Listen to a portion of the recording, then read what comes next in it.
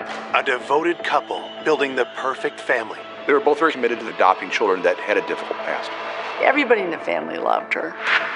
Murdered in a night of unspeakable horror. She saw a man with what appeared to be an axe. Her skull was split with a maul. Who could have wanted Bob and Kay Swartz dead?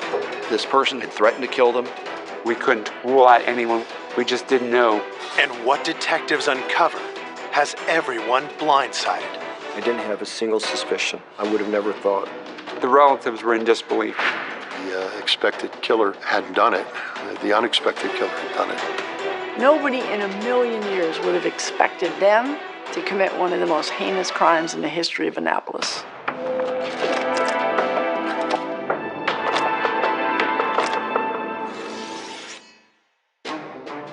On a cold winter morning in 1984, Colorado County Police. police in Cape St. Clair, Maryland, receive an eerie call. Okay, what is the problem, sir? My parents are dead. You think your parents are dead? Yeah. First responders race to the scene and make a horrific discovery. When I arrived, there were uniformed officers that were protecting the crime scene who told me we had a 17-year-old and a 9-year-old who just learned that their parents, Bob and Kay Swartz, were killed. The children are visibly shaken and in shock, but agree to answer a few questions. My partner and I met with a young man by the name of Larry Schwartz and his sister Annie. Both of them were very calm. This young man, he said that he had gotten up that morning and that Annie, who was 9, told them that she didn't know where their parents were. He then looked out the dining room window and saw his mother's body in the backyard. He told me he immediately shielded Annie's eyes so Annie wouldn't see her body and then called the police. Detective Barr leaves the kids in the care of the attending officers and moves to the backyard. It's his first grim look at the scene of the crime. Kay Swartz was found outside. She was a few feet from the sliding glass door in the snow. She only had one sock on her right foot. Her left foot was bare. The blood in the snow was horrific. It was just horrific. The blood had created a slush in the snow. Kay Swartz had puncture wounds around her neck, and she had a massive wound at the top of her skull. Detective Barr then heads inside. I looked in the basement area, and I found a black vinyl chair that had pooled blood beside it. It appeared as though she had been attacked sitting in that chair, and she bled heavily onto the floor. And there was blood from that chair leading out back. Just when it seems the crime scene can't get any more grisly, detectives discover another ravaged body. We found a small office adjacent to the landing of the stairs. The door was closed. We opened the door, looked inside, and found Bob Schwartz's body. There was an inordinate number of stab wounds to Bob Schwartz. There were defensive wounds in the body. We theorized at that point it was very possible that Kay was attacked first, and then Bob heard the noise and started to come out of the room, giving Kay the opportunity to flee out the back door as the killer or killers went after Bob. As detectives make their way through the rest of the house, they see no signs of forced entry. Did Bob and Kay know their attacker? Or did an intruder sneak in through an unlocked door? As I viewed this crime scene, the enormity was off the chart. There was blood found everywhere. It was extraordinarily gruesome. Investigators collect blood evidence, but there's no sign of a knife or any kind of murder weapon. Then, toward the back of the house, they spot a critical clue. We found a bloody palm print on the sliding glass door near Kay's body. We wanted to figure out who it actually belonged to. Bob obviously never left the computer room. He died where he was attacked. And Kay's body was outside, and neither one of her hands had blood on the palms. That palm print probably belonged to the killer. While concerned neighbors whisk Larry and Annie away, detectives get a chance to talk to some of Bob and Kay's grieving friends who have gathered at the house. When I found out that Bob and Kay had been murdered, I said, "What? You're numb.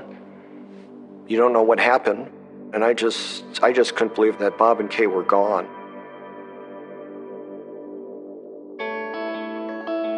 Bob and Kay Swartz met at the University of Maryland outside Washington, D.C. They were both getting their master's degree in education. They both wanted to be teachers. He was 35, she was 27. She fell in love with him, and maybe 18 months later they married. They were very involved in all kinds of church activities. Kay and Bob were intimately involved. Everybody seemed to know them. Everybody felt a connection with them.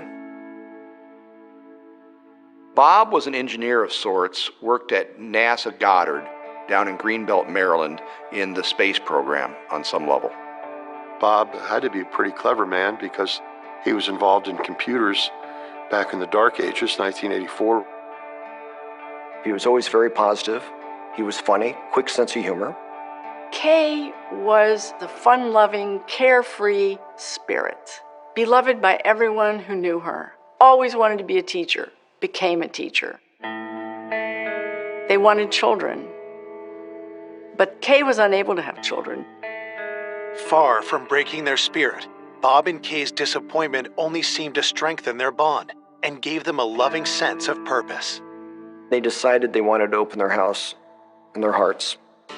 In 1973, Bob and Kay embarked on their dream.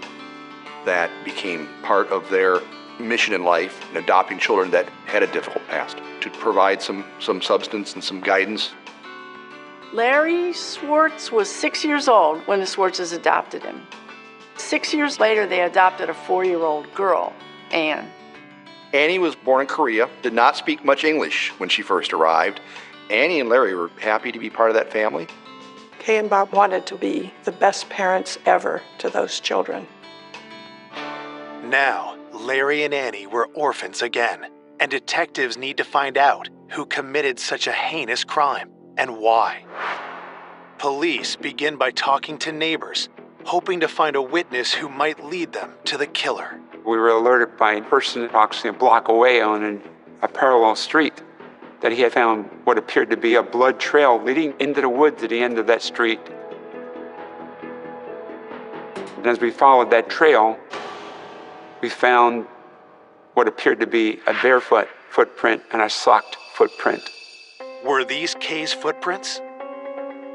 If so, how did they end up in the woods when her body was found in the backyard? We also found a pair of footprints made by shoes. Footprints suggesting a chase through the neighborhood. The trail of footprints ran for quite a distance through the woods and the neighborhood. The footprints seemed to suggest that after stabbing Bob to death, the murderer went after Kay one last time. In my opinion, it appeared as though Kay Swartz was fleeing from her killer, and at some point, a person caught up with her and then walked her to the back of the home where she was killed.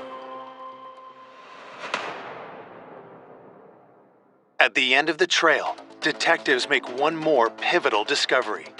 Searching through the woods, my sergeant found what appeared to be a murder weapon. It was a wood-splitting maul. There appeared to be blood on the maul, along with hair. But the handle appeared to have been wiped clean. There wasn't any blood on the handle at all. Detectives send the maul to the lab, but find no trace of a knife anywhere. It's a puzzling scene that offers them few clues. It was a very difficult crime scene to try to put together in your mind what may have happened or how did this occur. At this point, we only had 2 children, Larry and Annie, who could provide any information.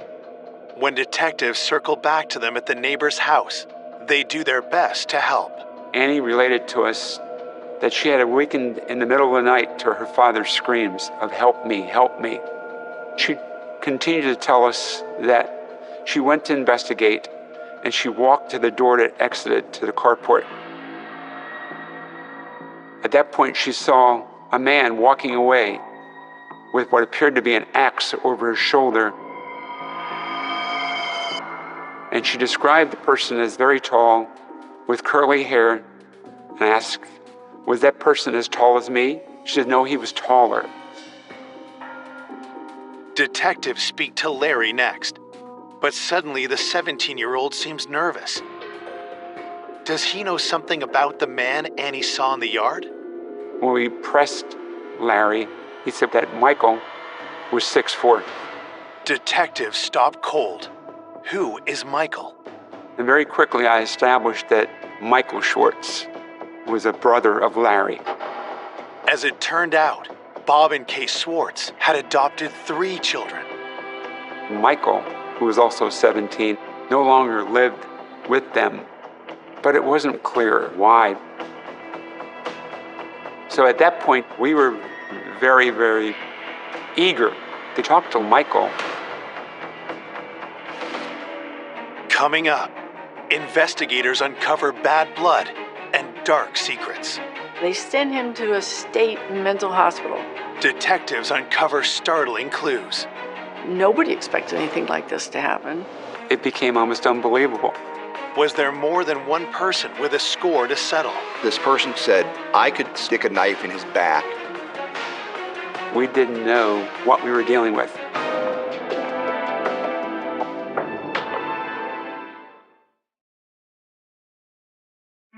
When they appear to have no suspects in the homicides of Bob and Kay Schwartz, police learn the couple's adopted children have an estranged brother.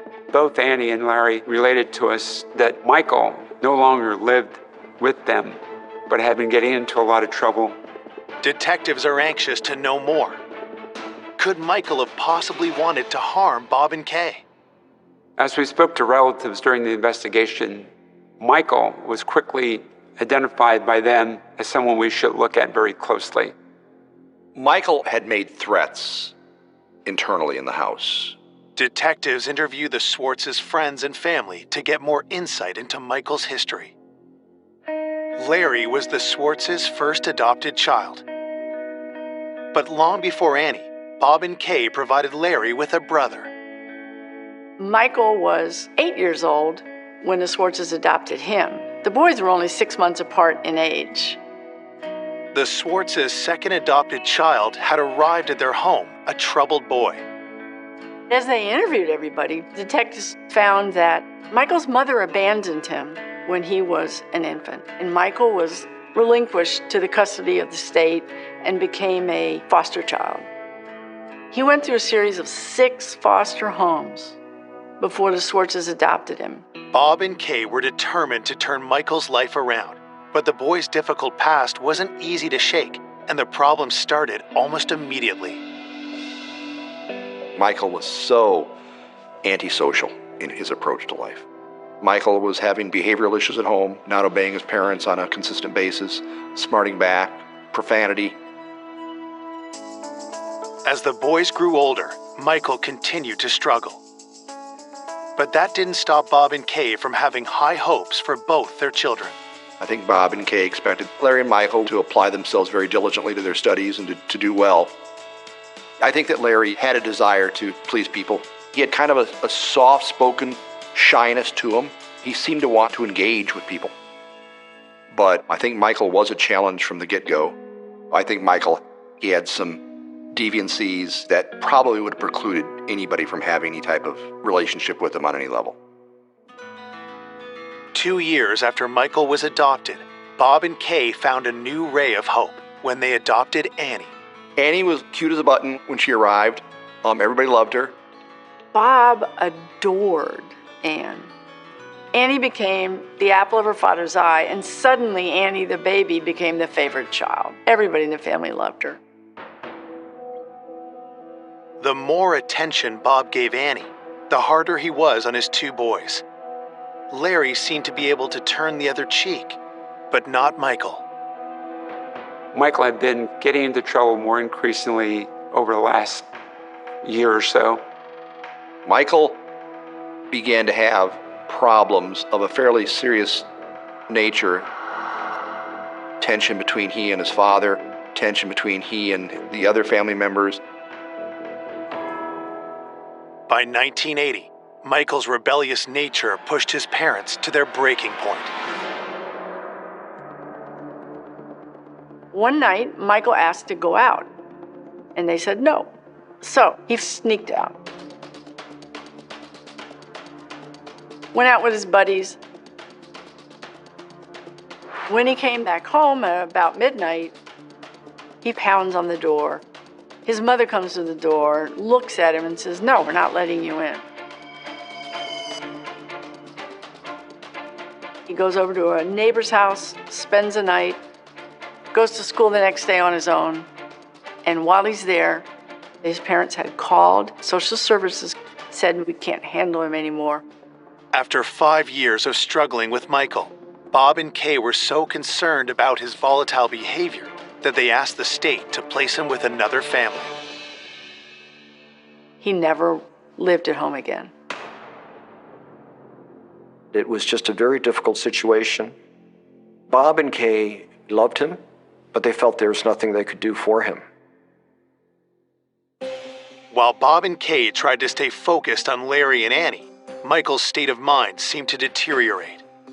Michael had been in a reform school and he got in a fight and got in some trouble, so they sent him to a state mental hospital for evaluation. And that was just a few weeks before the murders. He was staying at this facility.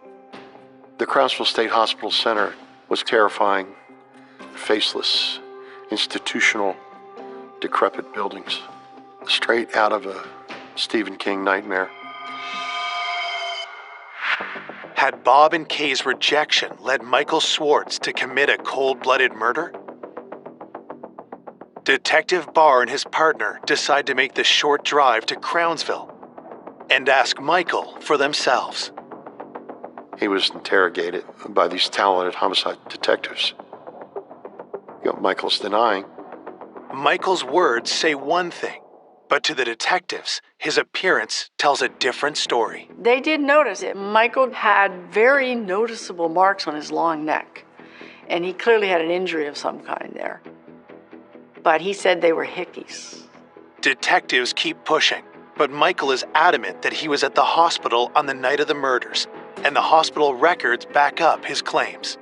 We learned from the staff that their logs indicated that Michael had been there all evening. He has what appears to be an ironclad alibi.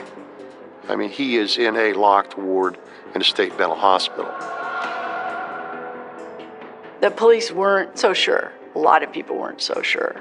It was very lax at this Crownsville State facility. It's not a prison. It's just a hospital. Detectives aren't completely convinced of Michael's alibi, but they don't have enough to arrest him either. And soon after that interview, Michael Swartz lawyers up. Of course, I finally got to him. I did what all defense lawyers do, which is to say, don't say a word to anybody about anything. He was never interrogated again. Michael won't talk, and the lab has found no useful prints on the handle of the splitting maul. But detectives know one key piece of evidence from the crime scene that could tell them everything they need to know. During the investigation, there was a bloody palm print recovered from the sliding glass door. We had examined both victims. Neither one had blood on the palms. If detectives can prove Michael Swartz left that print, they'll have their murderer. But that's easier said than done. This evidence was difficult to analyze. We were very limited in 1984 with what we could do. This would involve the evidence being sent to the FBI laboratory in Washington.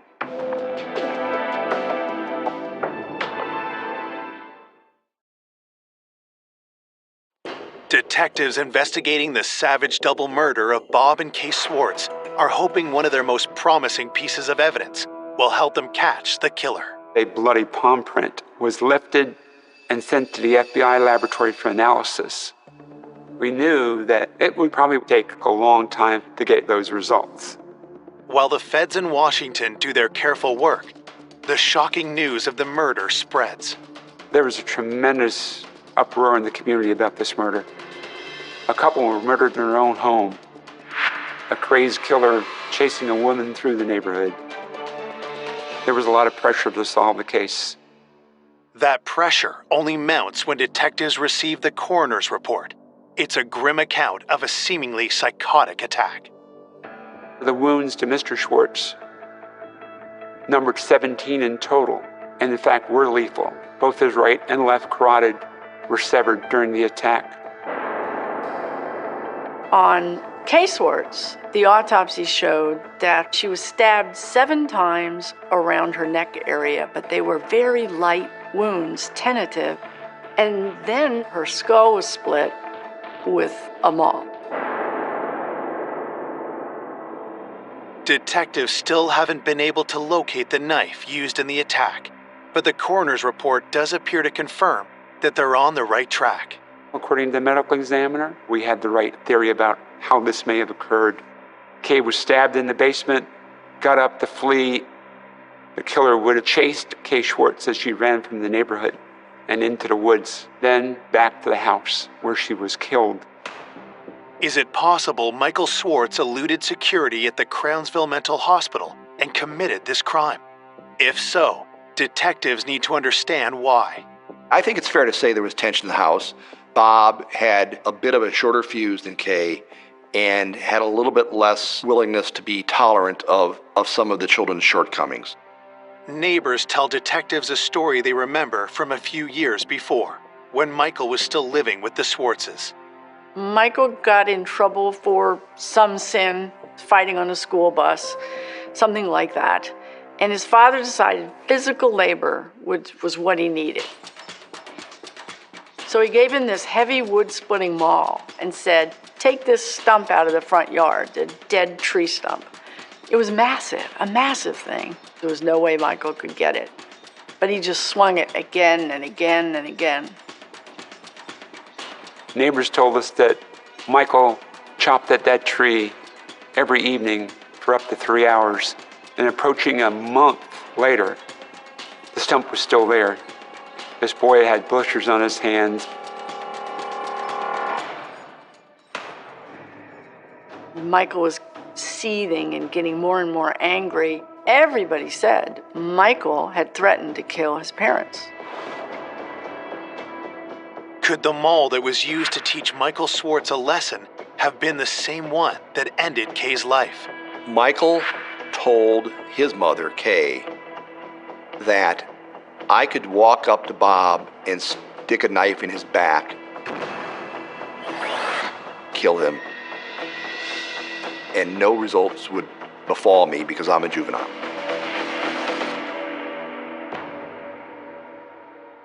The logical assumption on all of our parts was Michael had made good on his threat. He had said he would do it, and now he's done it.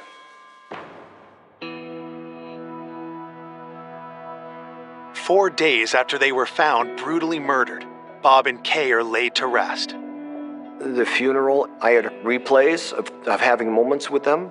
I always admired them. Like, why would somebody kill them? The couple's obedient children, Larry and Annie Swartz, have been staying with friends of the family, while their brother still resides at Crownsville.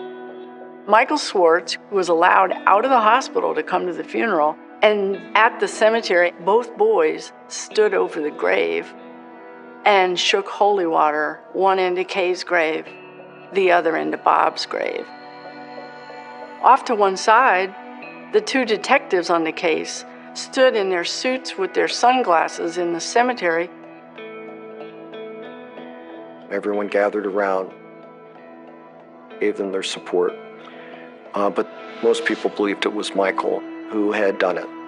Many note the suspicious red marks still visible on Michael's neck. Talk spreads through the community. The newspapers were saying that Michael was a suspect. But even though he was in Crownsville at the time, there was some question about the accountability there, and maybe he could have gotten away and done it. With lingering concerns over Michael's alibi and the security at Crownsville, detectives decide there's only one way to find the truth, once and for all. Wanting to make sure that we had crossed every T and dotted every I, my partner and I decided that we were going to follow up and visit that mental hospital again. We wanted to make sure that it was impossible that Michael would never have been able to leave undetected. So we asked the staff to lock us in the ward where Michael was committed. If Michael could have gotten out of that, there was a chance Michael had done it.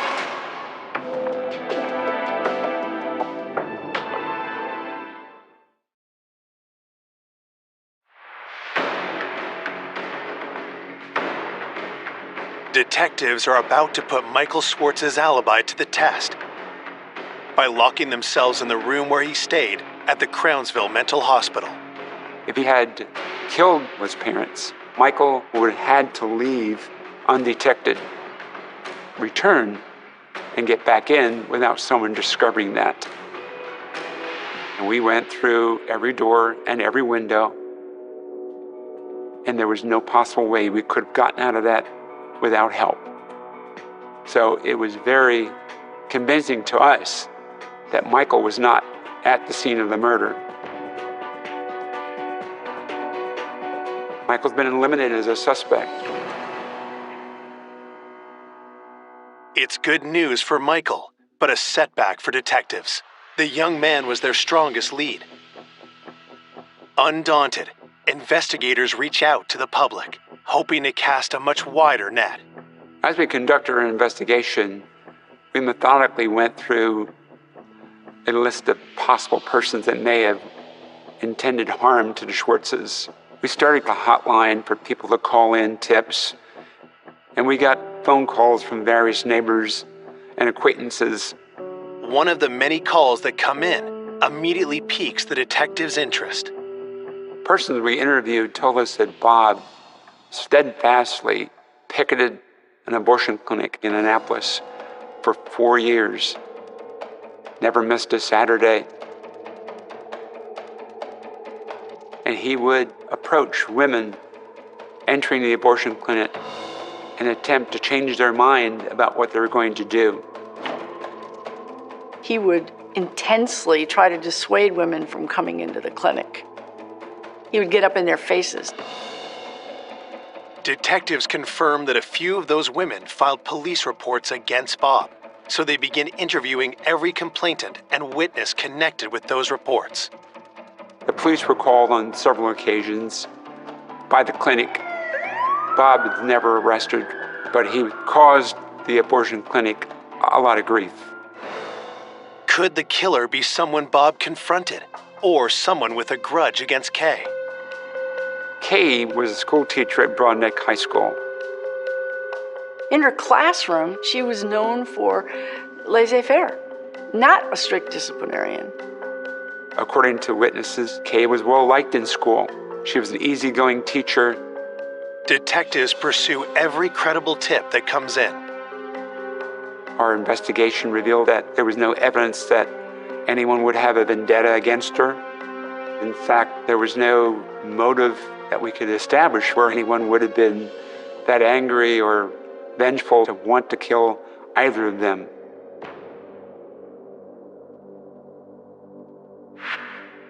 "8 days after the brutal double murder, investigators have hit a wall. With no fingerprints on the splitting mall and their single most promising piece of evidence still under analysis, detectives are all out of options. Undaunted, they decide to start fresh, poring over every piece of evidence they do have, starting at the very beginning. Armando County Police. Please have someone come to my house. Okay, what is the problem, sir? My parents are dead. You think your parents are dead? Yes. This time, investigators hone in on something they didn't notice before. When I listened to the 911 call, Larry Schwartz said, "My parents are dead."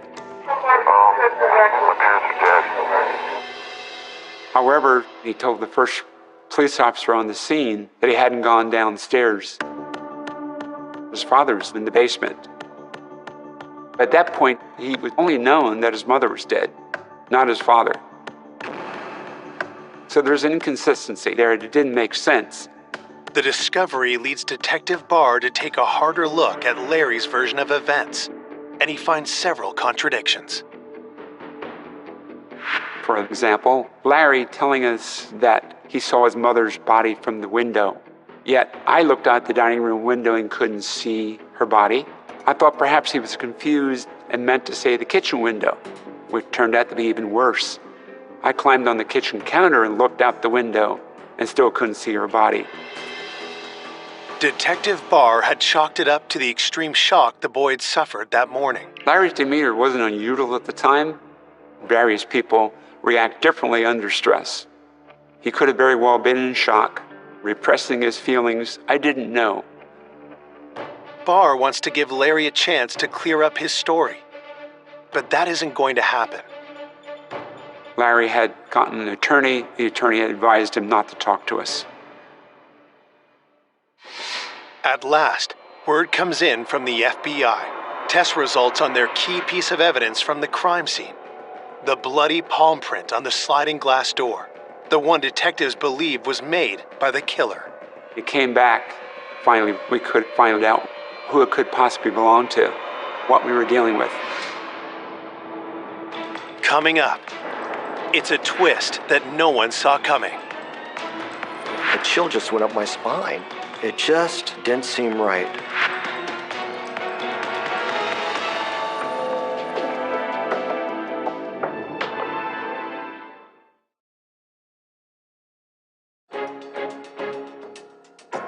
Detectives working to catch Bob and Kay Schwartz's killer finally had the results of their key piece of crime scene evidence from the FBI's forensic lab in Washington, D.C. I was notified by the FBI laboratory that they had positively identified the bloody palm print recovered from the sliding glass door. The results confirm what detectives believed months earlier. The palm print belongs to one of Bob and Kay's own children, but not the child they suspected.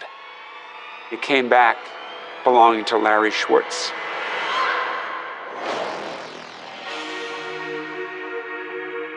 At that point, the state's attorney for Anne Arundel County authorized an arrest warrant be obtained for Larry Schwartz. Authorities charged young Schwartz as an adult with 2 counts of first-degree murder. When the news gets out, it causes an uproar in Cape St. Clair.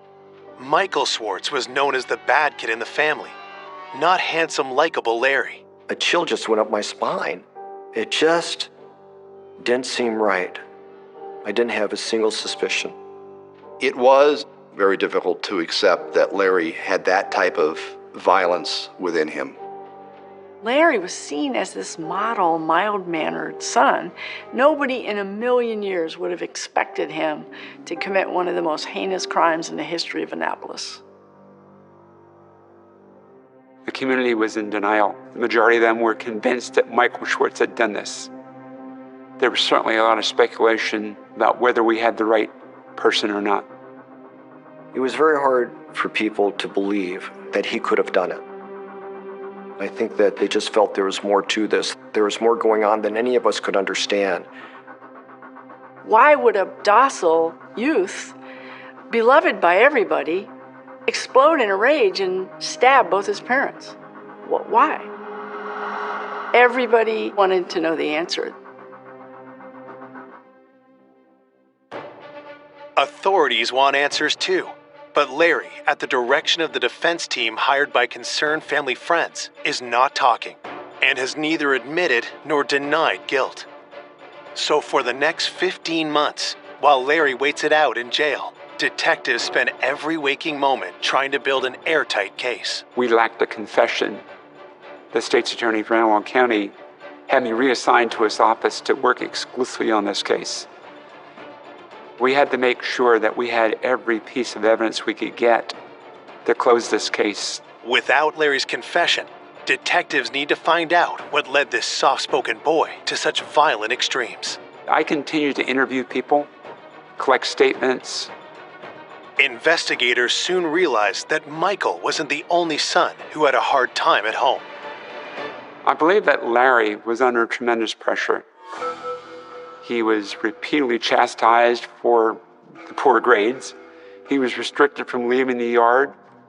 I think it was more of a protection thing. You're trying to keep him away from the wrong crowd, and I think Larry could have been pulled in many ways. I think they were afraid of that. I believe personally that he was angry. He was frustrated. It was cumulative, that he was holding rage inside him, and whatever may have happened that night set him off. But some speculated that there was another reason why Larry turned on his parents. Michael kept contact with Larry. He changed Larry's view of the family, and in a negative way. He was telling him that they just got rid of me, they want nothing to do with me, you know. Larry, he didn't want to be left like that. He didn't want to go into foster home again.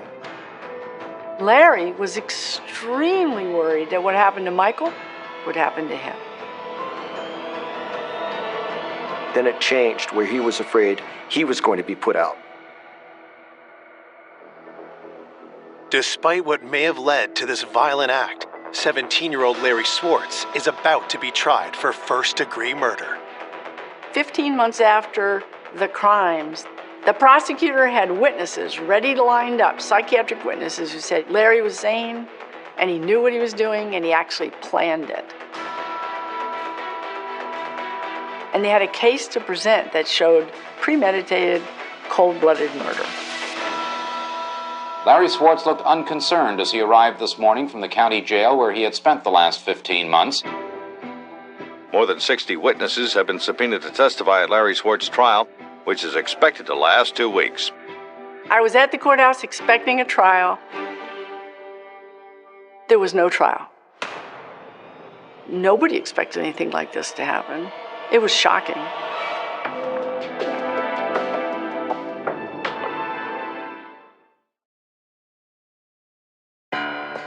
After detectives and prosecutors have labored more than a year preparing their case against Larry Swartz for the murder of his parents, a last-minute maneuver by Swartz's legal team has brought everything to an unexpected, screeching halt. The trial is called off. Larry had confessed to his attorneys. He broke down. He broke down sobbing and heaving, and he said he did it, he was guilty, and he just killed them. Finally, authorities have their confession, leaving behind any doubt of Larry's guilt. Ultimately, the expected killer hadn't done it. The unexpected killer had done it.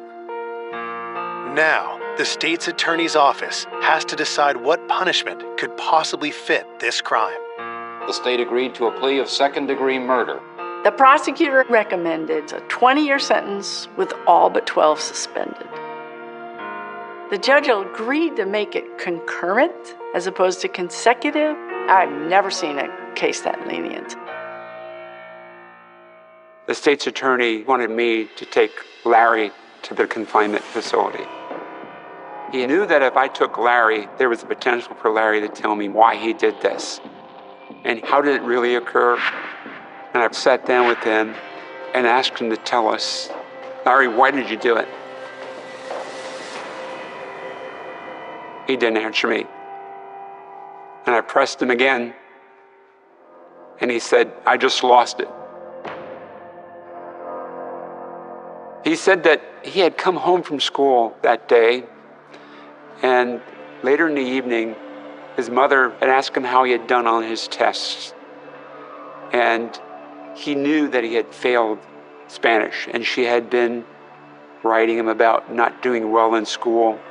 And she made a caustic remark about his grades, you probably failed them, meaning the tests.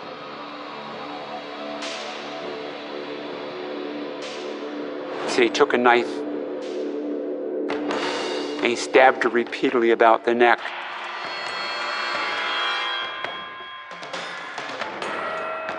And then Bob was alerted to the activity, the noise,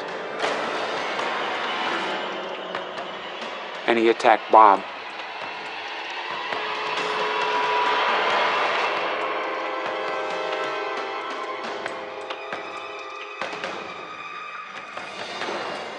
Larry never did explain or admit to chasing Kay through the neighborhood. I found out during the autopsy that she had been stabbed through her esophagus, so perhaps she couldn't scream. With sheer terror, running for her life, Larry did admit to putting the splitting maul into his mother's head.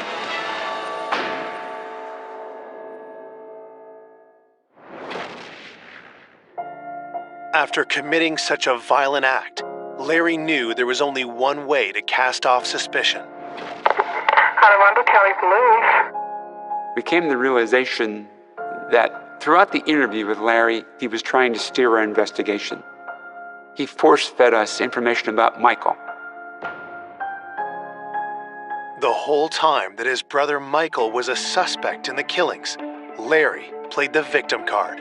When we were here for the funeral, Larry wanted to hang out with us, essentially, which we were perfectly prepared to do, not believing for a minute that he was involved. We viewed him as a victim, a kid who didn't have any parents at this point in time. It's, to this day, hard to fathom. Though Larry's adoptive brother Michael had been exonerated, he nonetheless met with a tragic end. When it turned out that he didn't commit the murders, he had nowhere to go. His parents are dead. His brother's in prison. His sister's been adopted by another family, and he has no one in the world. He starts doing drugs, and while he's taking drugs, he and his buddies go rob a man, and in the course of robbing the man, they stabbed him to death. Michael is sentenced to prison for life. None of the leniency his brother got. Life. He's now in his 50s, still in prison in the state of Maryland, 35 years later. This just had to be one of the worst lose-lose destructive situations that society can see happen.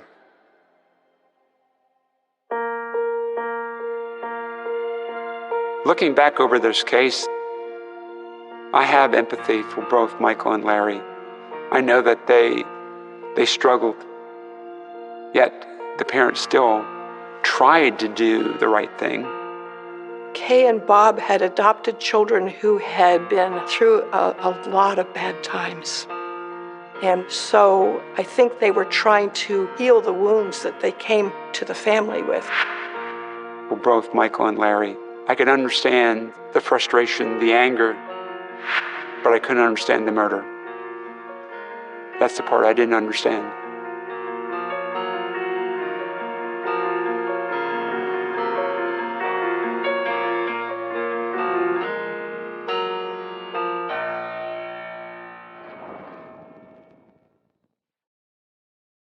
For more information on an unexpected killer, go to Oxygen.com.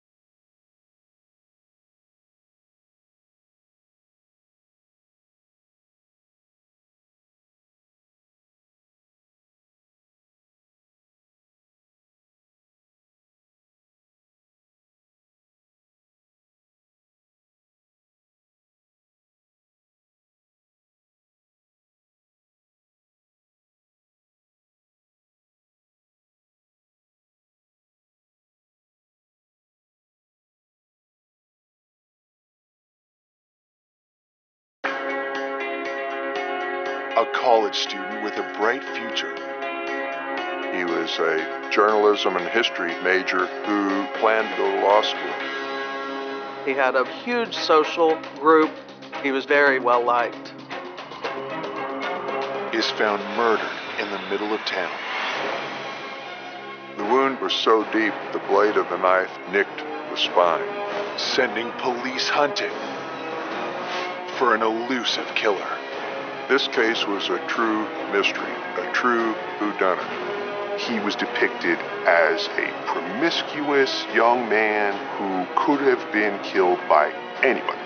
And when they catch him, it leaves everyone blindsided. They did not want to believe this was true. And that was pretty surprising. When we figured out who did it, I refused to believe it.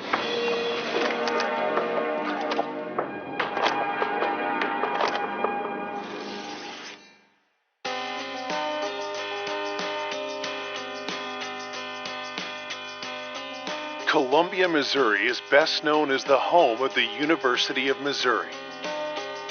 I think many people would consider us a college town. This is a city, small city with 30,000 students, coming in.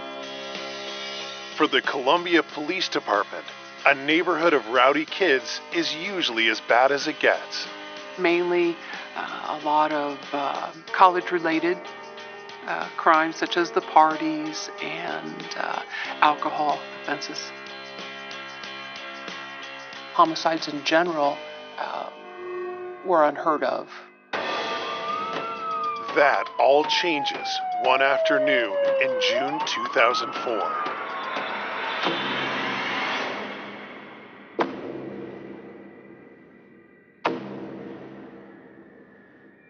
I received a call that someone had found a body in the East Campus area, and because I'm the East District Commander, I headed towards the scene.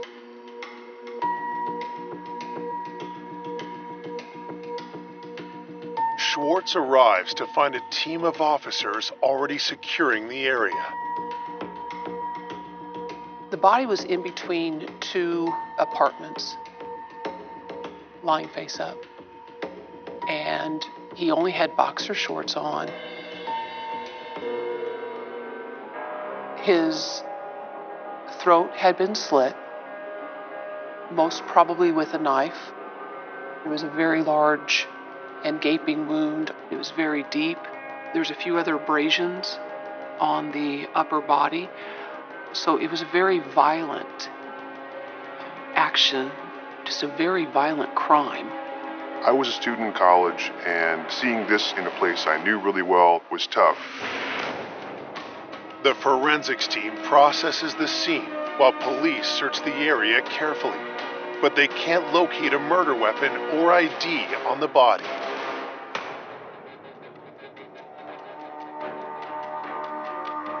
We started talking with people in the area to see if anyone knew this particular person. This was a part of town where everybody really knows everybody else. Everybody knows everybody else's business. One onlooker thinks they recognize the dead young man. The body was identified as Jesse Valencia. He was a young man attending the University of Missouri, and we found out that he lived in the neighborhood, block and a half from where we found his body.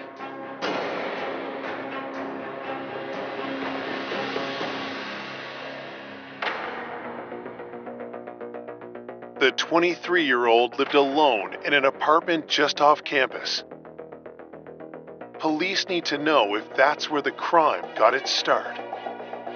We opened it up and started to look for any initial type evidence, trying to figure out who could have done this and for what reason.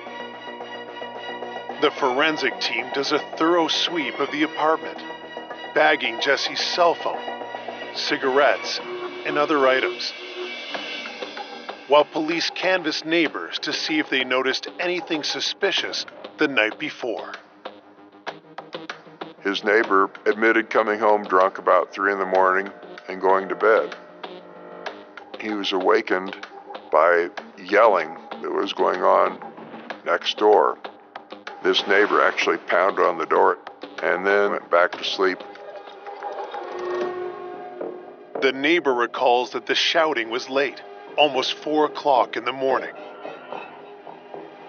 Police are curious who was in the apartment with Jesse, and what could they have been arguing about? That obviously started to help us narrow down the time frame of when this may have occurred. But that's all we had to work with at that point. There were no real clues as to who had murdered this young man.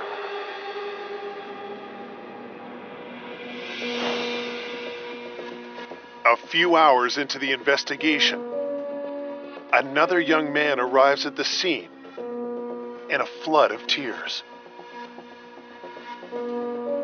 This guy named Jack Barry told investigators he was Jesse's former boyfriend who just lived a few blocks away. A friend had called Jack Barry saying that Jesse was dead. If he had a relationship with Jesse Valencia, he was definitely a person the detectives wanted to talk to.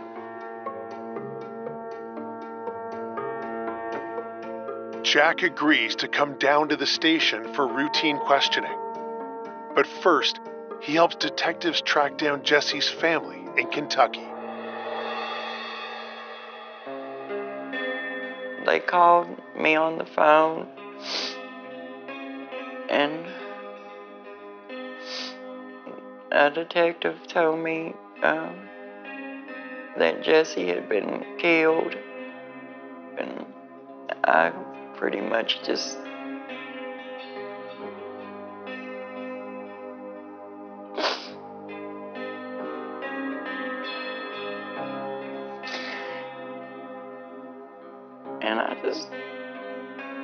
took off running through the house and ran out my front door screaming.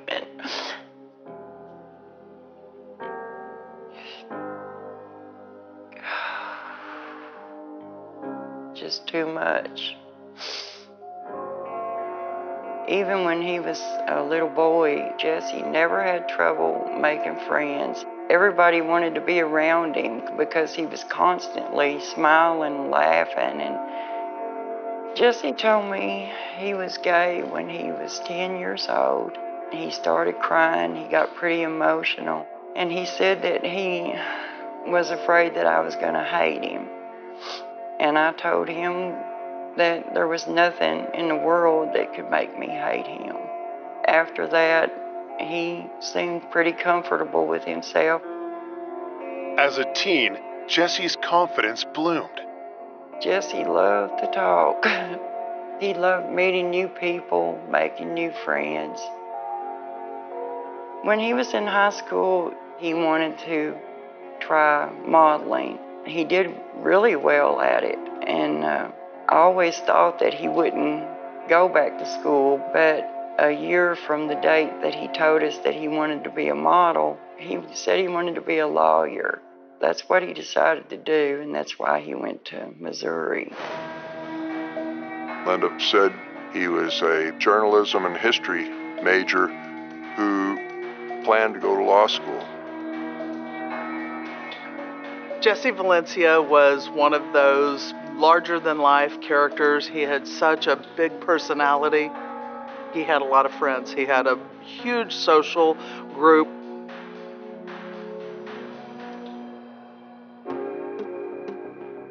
Now, detectives need to find out who cut Jesse's life short in such a horrific way.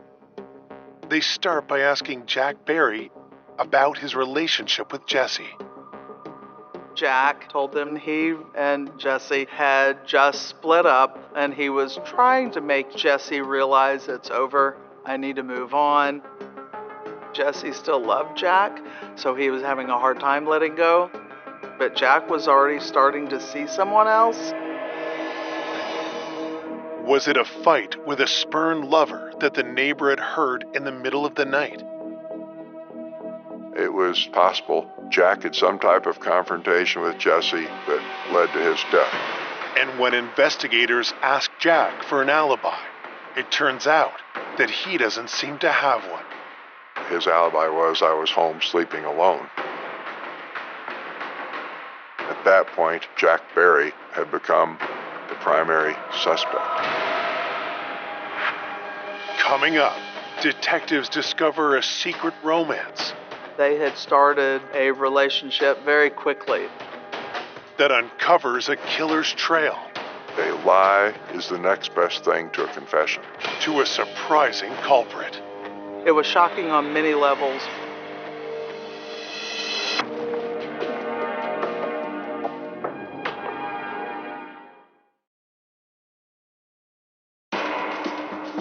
Detectives in Columbia, Missouri are questioning a man who had recently split up with murdered college student Jesse Valencia. Jack Berry wanted to end the relationship. He wasn't happy with the relationship any longer.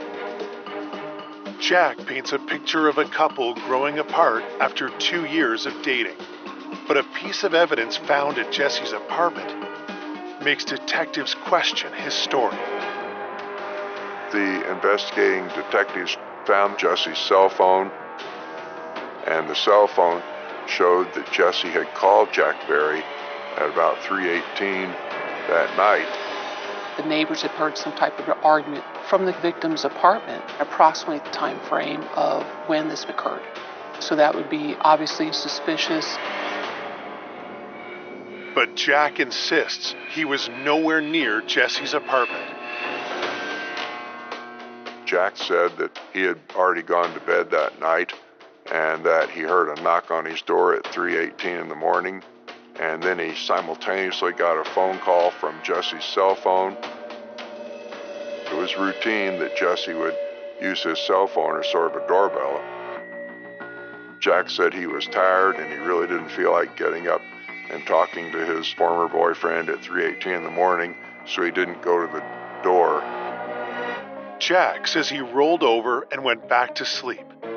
But police aren't so sure and question him for hours. Finally, Jack broke into tears, and he said he regretted that. He didn't go to the door because what happened might not have happened had he done that. His reaction was so genuine, and it was clear that Jack still had a lot of love and affection for Jesse. And it's becoming clear to detectives that Jack didn't kill Jesse, but they press him to see if he might know who did. Jack said that he had no clue as to what would have happened to him and why anyone would have killed him. 23-year-old Jesse Valencia, the MU student. Police found Valencia's body on East Campus, throat slashed. As the story of the murder hits the 11 o'clock news, it sends shockwaves through the city. I would say this was probably one of the most gruesome killings in Columbia. We don't have very many murders here. The murder of a gay young man just a week before the city's first Pride Fest horrifies the progressive college community. For anyone who thinks that they can get away with something like this so heinous is just unthinkable. We know from past homicides that a majority of them are with people that they know. Anyone who had had contact with him, whether in a sexual relationship or a social relationship, the detectives wanted to talk to. Police begin to make the rounds of Jesse's wide circle of friends, wondering if there's anyone in his life that might have harbored any kind of grudge.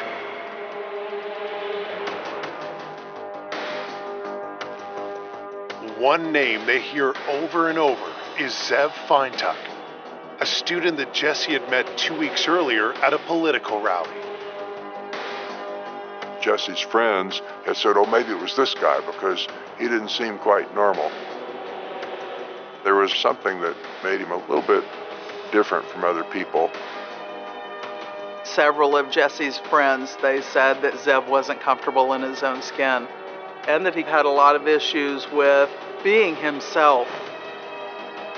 There was some contention whether Zev and Jesse were having a romantic relationship. They were spending a lot of time together.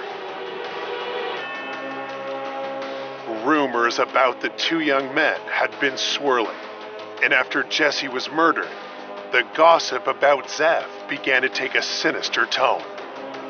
Somebody saw someone matching his description, looking disheveled and crying, walking down the street the morning of the murder, and a car he was known to drive was seen in that area. That's when the detectives started looking towards him and started talking with him and seeing what he had to say. Detectives call Zev down to the station, but he denies that the rumors about him and Jesse are true. Zev said they'd never had a sexual relationship, but they were friends. Then Zev would come over and he'd hang out with him. Police questioned Zev about where he was between 3 and 5 a.m. His alibi was I was home sleeping. He was a young man who still lived with his parents. They subject Zev to a voice stress analysis test to see if he is telling the truth. It showed untruthful, so deceitful. That did seem to be some evidence of guilt. Detectives quickly follow up with a visit to his parents, but they confirm that their son was home all night. Zev's parents had said that when Zev would leave, he would always go through the garage door to get to the car, and so it made a big racket. They would have awakened his parents, and they said there's no way that he would have left that night. It seemed like he did have an alibi. With Zev Feintuck discounted as a suspect, detectives continue to piece together the last hours of Jesse Valencia's life. The detectives were talking with several of the friends of Jesse Valencia to see where he was on the evening and early morning hours that this occurred. Police learned that Jesse had gone to a party at a friend's house around 11 p.m. on the night he was killed. Some friends of Jesse said that Friday night, Jesse was at a party with a young man named Ed McDevitt. Ed McDevitt was somebody Jesse had just met. Ed was a chef in town. They had met just a couple of nights before and had started a relationship very quickly. Jesse's friends tell police that the two men left the party together, heading in the direction of Jesse's house. And that was around 3 o'clock in the morning on the last night of Jesse's life. It appears as though Ed McDevitt might have been the last person to see Jesse alive. And it was possible Ed McDevitt went home with Jesse and then killed him.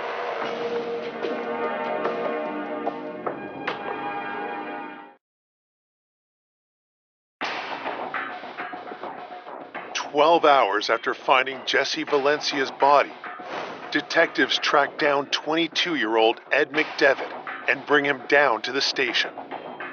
Jesse had met Ed McDevitt 2 days before his death and invited Ed to come home with him on that Friday night, the last night of Jesse's life, so he became a suspect at that point. But Ed claims that he and Jesse went their separate ways soon after they left the party. And he was talking with Jesse on the phone at the time he was walking home on the last night of Jesse's life. Ed says that his roommate was up when he arrived home and invites detectives over to talk to him themselves. There's nothing found when they search his home, and everything Ed McDevitt told the officers they could verify by looking at his cell phone records, by talking to his roommate, and at that point,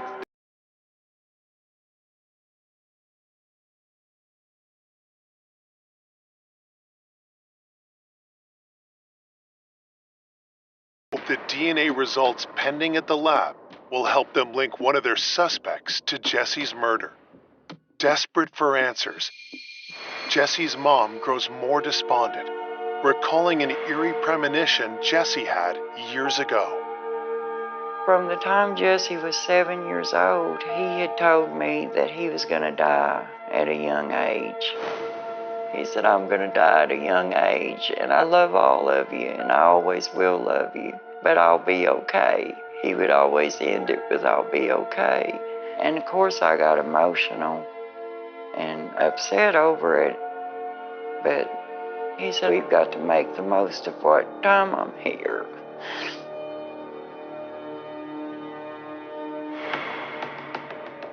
A day after Jesse's murder, detectives receive the autopsy report and study it closely for clues.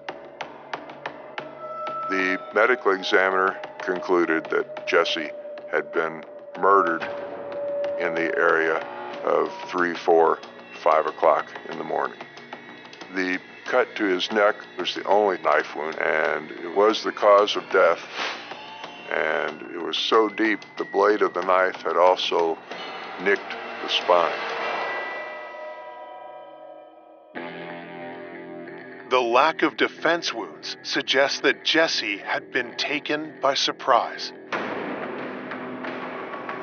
The most mysterious thing was that across his breastbone there were bruises, and in the middle of his back between his shoulder blade there were bruises.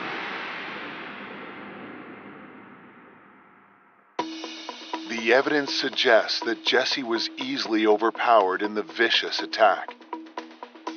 Investigators hope that additional lab work will reveal even more and point to a killer.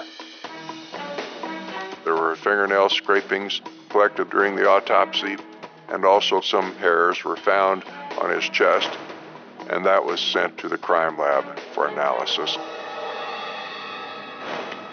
Until the crime lab turns up DNA, police have no choice but to move on to their next lead. A lot of Jesse's friends were being brought in, they were giving evidence, they were helping out with information. One of those friends is a fellow student named Andy. Andy Schermerhorn was a young man who had what they called a friends with benefits arrangement with Jesse. Andy was out of town the night Jesse was killed, but the day after the murder, he comes forward to share a shocking story. Andy Schermerhorn told the investigating detectives that Jesse was having sex with a Columbia police officer. He was having a relationship with an officer. I was surprised. Andy nervously reveals an encounter 3 weeks prior at Jesse's apartment.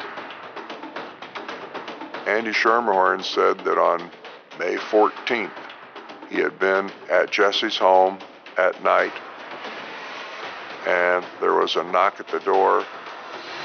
Jesse went to the door, and a uniformed police officer was there. And Jesse said, "It's okay, oh, it's okay, he's cool, he's cool." According to Andy, the officer took off his gun belt, and the next thing Andy knew, the three of them were fooling around.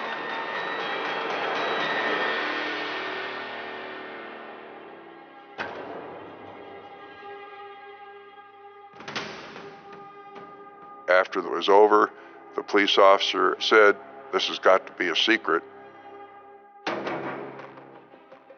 A secret affair between an officer and a murder victim is a major red flag. If any one of our officers had been seeing Jesse Valencia, why is he not being forthcoming? If you have nothing to hide, why not just tell us?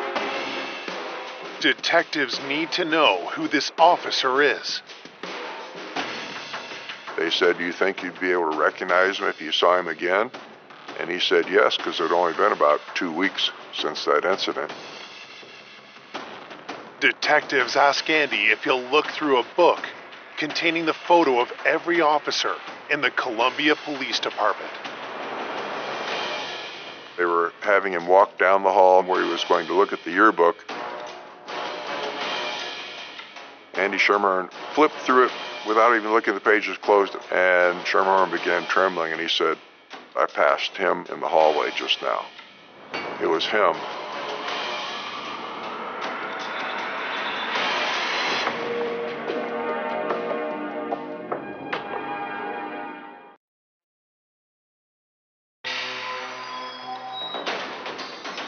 The day after the murder of Jesse Valencia, detectives in Columbia, Missouri learned that he was allegedly having a relationship with a local police officer. Jesse's friend, Andy Schermerhorn, told the investigating detectives that he was an eyewitness to this sexual activity.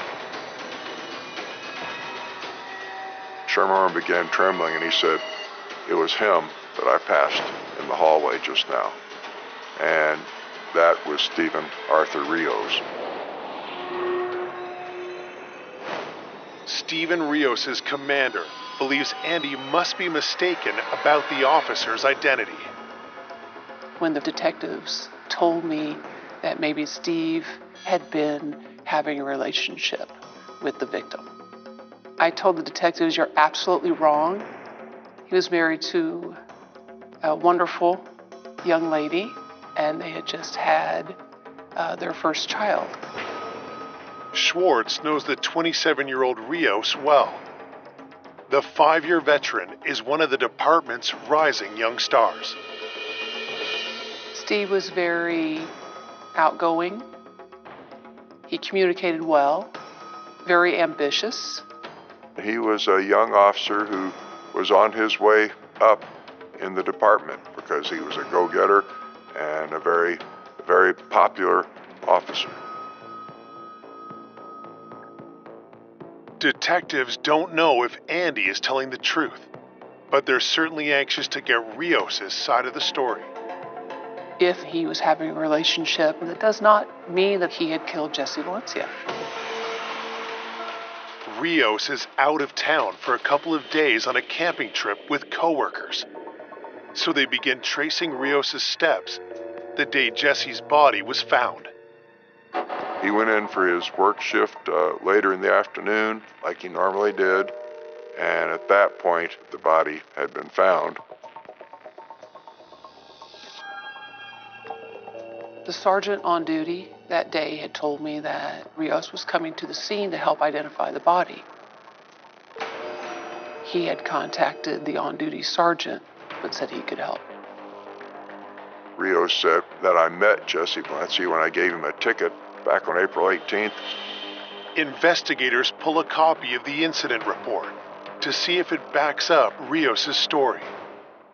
April 18th of 2004, some friends of Jesse's were having a party, and the party kept getting loud, and the police showed up to get them to quiet down. And Jesse, this intelligent pre-law major, said, "What's your probable cause?" Well, that got him arrested, and Stephen Rios gave him a municipal court summons for obstructing a governmental operation. A call to Jesse's mother corroborates the report.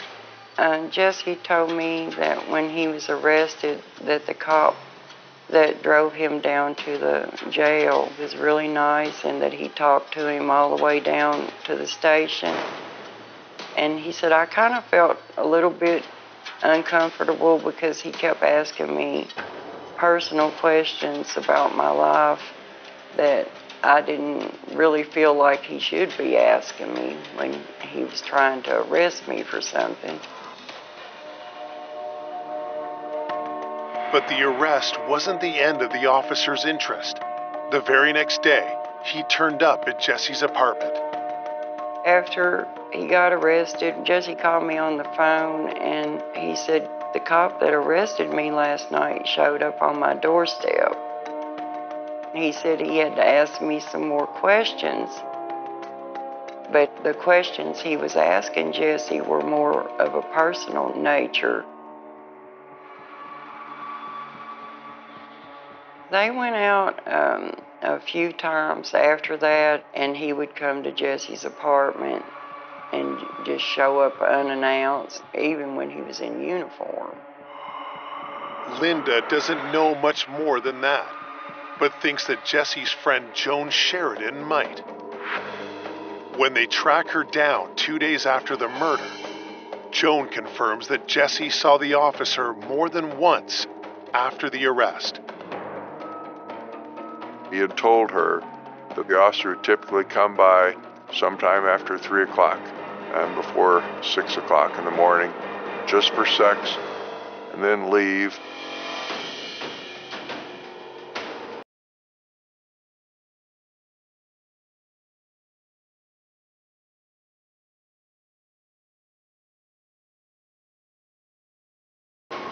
They showed her a photo lineup, and she was able to pick the person that came by to Jesse's apartment that night. And it was Steven Rios. Detectives now have more evidence that Rios was having a scandalous relationship with Jesse. And when they hear what Joan says next, they suspect he may also have a motive for murder. Jones said that when he went to court for his municipal court summons, Jesse assumed it would be dismissed since he was having sex with the arresting officer, and it had not been dismissed, and that had angered Jesse. So Jesse had told Joan that the next time the police officer comes over, I'm going to tell him that I have a little secret the chief of police might want to know if he doesn't get that ticket dismissed. The detectives called me and told me that Jesse was threatening to contact the chief and expose Rios. Finally, the light bulb went off. You start looking at who had a motive to kill Jesse Valencia. Rios was very worried about his job. He was very worried about his reputation. He would be very devastated. He would be embarrassed by this information coming out. That's when Rios became the suspect.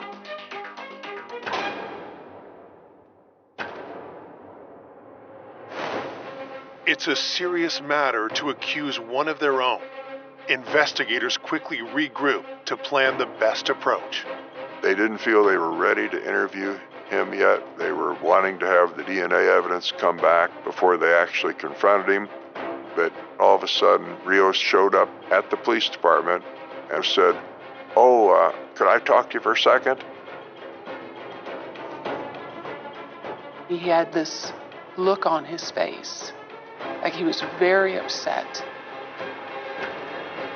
Very upset. Coming up, detectives get a devastating phone call.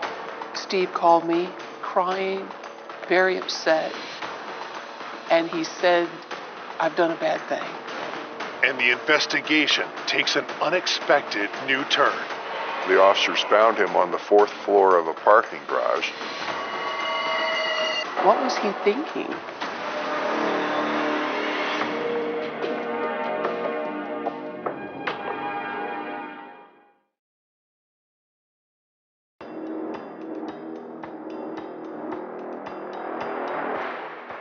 Detectives investigating the murder of college student Jesse Valencia are preparing to confront their suspect, police officer Steven Rios.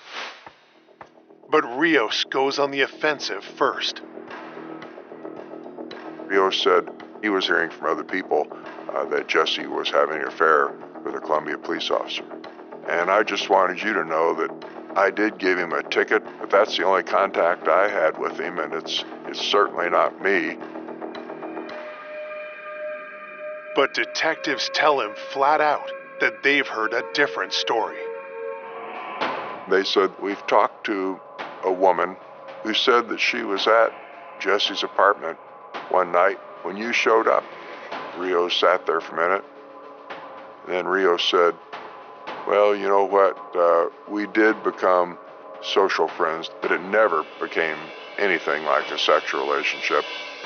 They said, we've talked to another young man who says he was actually having sex with Jesse, and you came by that night and actually came in and joined them on the bed. And Rios said, what, sex? Like it was the most astounding and false accusation you could ever heard. He was getting very agitated with the detectives. He's a very prideful person, and he was very upset because they didn't believe him. It's easy to see that Rios is lying. Detectives bear down hard. And finally, their suspect breaks. Finally, Rios admitted that he had sex with Jesse. He tried to claim it was just that one time, and then it evolved into that he had had sex with Jesse as many as 6 times. It's a stunning admission and a strong motive for murder. He was embarrassed. He obviously did not want this information out if he was keeping it a secret to begin with, especially from his wife, in his family.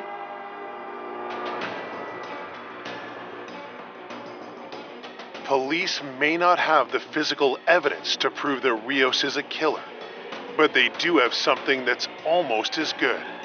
We were able to prove that he was lying. There's an old saying in law enforcement that a lie, a provable lie, is the next best thing to a confession. And Stephen Rios was caught in lots of provable lies. But detectives aren't finished interrogating their suspect. They ask for his whereabouts the night that Jesse was killed. He said he had been at work and he got off at 3 o'clock in the morning like he normally did. And he said that night he'd gone onto the rooftop of the parking garage with a few other officers, and they had drank a few beers before they went home. And he said he got home about 5:15 to 5:30, took a shower, and got in bed. Detectives grill Rios for over 3 hours, looking for any cracks in his story. He still maintained he'd had nothing to do with Jesse's death. At that point, investigators let him go.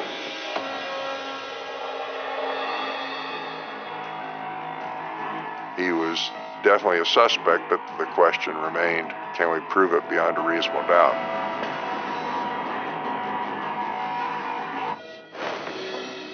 Investigators' next step is to create a timeline for the night of Jesse's murder and see how Rios' alibi fits in. His wife corroborated that he had gotten home in that 5:15 to 5:30 time frame. Other officers confirm Rios worked until 3 a.m. and then had some drinks with them on the rooftop that night. The security door records reveal that Rios left the roof at 4:37 a.m., 45 minutes before he got home. One of the detectives actually drove from the parking garage to Jesse's home the same time of night, and it was 3.5 minutes. He then drove from the scene of the murder to Rios' home, and it was 10 minutes. This gave a window of time of 20 to 30 minutes that were potentially unaccounted for at the time that Jesse Valencia was apparently killed. And this gave us a timeline that could show that Rios could have done this murder within that time.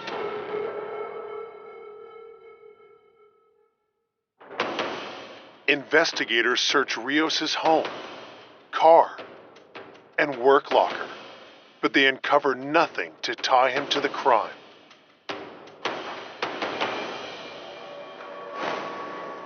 Then, out of the blue, Captain Schwartz receives an alarming phone call. Steve called me, crying, very upset, and he said, "I've done a bad thing." The first question I asked him was, "Where are you?"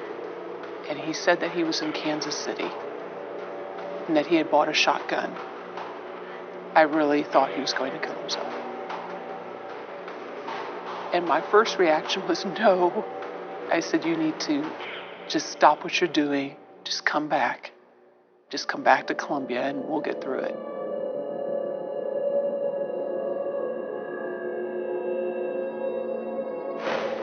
Captain Schwartz is able to talk Rios into driving the 150 miles back home, where police take him into custody. Still wasn't under arrest, but he was put on a 96-hour hold for an involuntary commitment to a mental facility, just for observation to make sure that he wouldn't kill himself. But Steven Rios is still despondent. He manages to evade hospital security, and soon the entire Columbia police force is on alert. I got a phone call that Steve had escaped and was on top of the parking garage, threatening suicide. One of the officers found him on the 4th floor of a parking garage, and Rios climbed up on the wall, claiming he was going to jump. When they called me and said he's on top of the garage, he's threatening suicide, what was he doing? What was he thinking?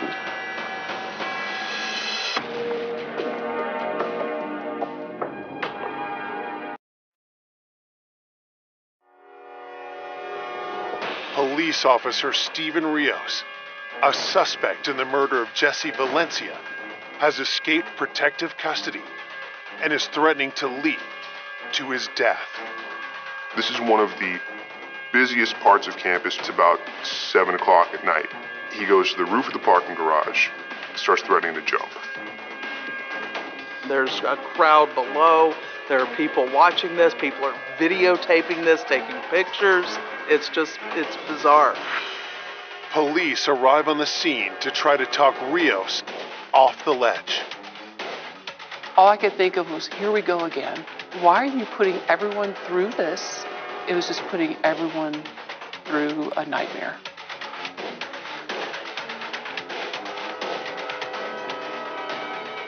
After a tense 45-minute standoff, they finally managed to talk Rios back from the brink. He was taken back into custody and again put into a mental facility and put on a suicide watch while we were finishing our investigation to determine whether or not he would be charged with Jesse's murder. 3 weeks after Jesse's murder, the analysis of the hairs found on Jesse's chest give police the evidence they need to charge Rios with the crime. They were able to say the persons who left those hairs on Jesse's chest, limb hairs that would have come from somebody's arm, those hairs matched to Steven Rios. And that's when we realized that they teach Columbia police officers at the training academy how to administer a chokehold, and that cuts off the blood flow to the brain and renders a person unconscious in 3 to 8 seconds. That could account for these limb hairs, in addition to the bruises that went across the front of his chest and in the middle of his back.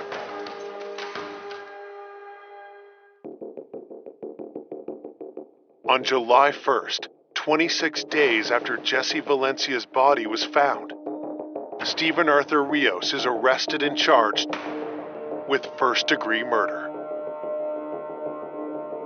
Did you kill Jesse Valencia? No, I did not. During the week-long trial, prosecutors lay out their theory of how the murder went down. Rios came by after his shift was over, thinking they were going to have sex. Jesse confronted him. Jesse was threatening to contact the chief and expose Rios. And he knew his career and his happy marriage would probably be over. And that had angered Rios. The neighbor heard this argument going on, and Jesse's yelling, "Stop it, stop it." Jesse, then clad only in his shorts and barefoot, ran out, being chased by Steven Rios.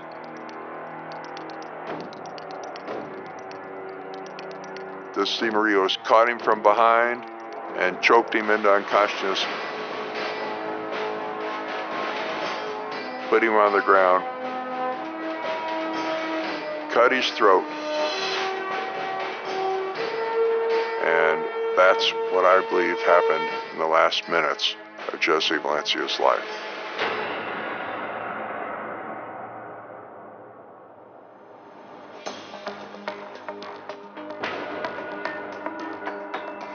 Prosecutors know they have a strong case, but convincing a jury that a police officer is a murderer is sure to be a hard sell. If even one of the 12 jurors feels like it's not the person, then you have a hung jury or a not guilty verdict. After 8 long hours, the jury returns with a verdict. The jury found the defendant, Stephen Arthur Rios, guilty of murder in the second degree. I did feel a great sense of relief and even pride when the case was over and Stephen Rios had not gotten away with murder. Stephen Arthur Rios receives a sentence of life in prison for the slaying of Jesse Valencia. I don't feel like that Jesse really got justice because I wanted the death penalty for him. He took my whole life away from me.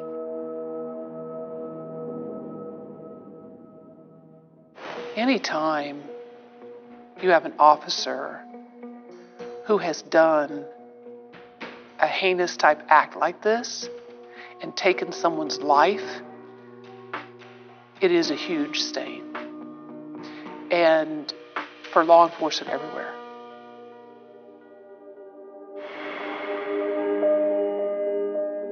For Jesse's mother, her son's legacy is in the way he lived his life, not the way it ended. I want people to remember the Jesse that was constantly laughing and trying to make other people happy, because that's what Jesse lived for. He didn't want anybody to be sad. There's always the empty space. Everybody still misses him, and we talk about him daily. For more information on an unexpected killer, go to oxygen.com.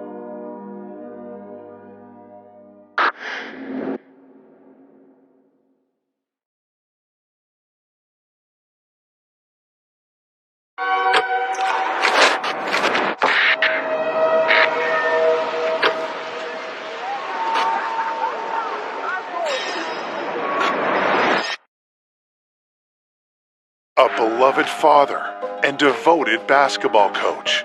Jimmy loved kids. He loved to talk about coaching basketball and God.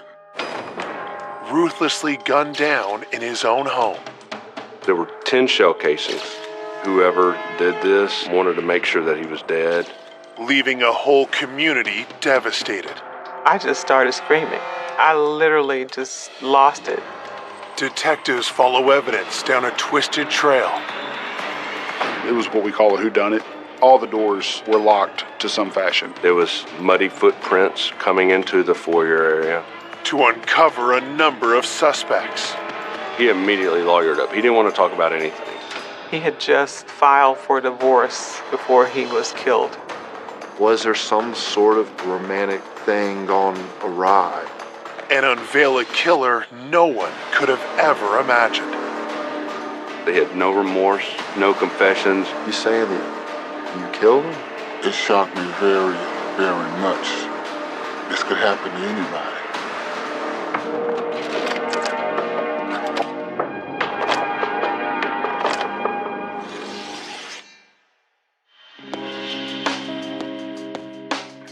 Cordova is a peaceful suburb just east of Memphis, Tennessee.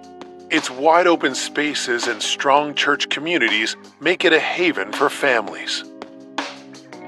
Cordova is one of those very safe neighborhoods. Kids riding up and down to the bikes.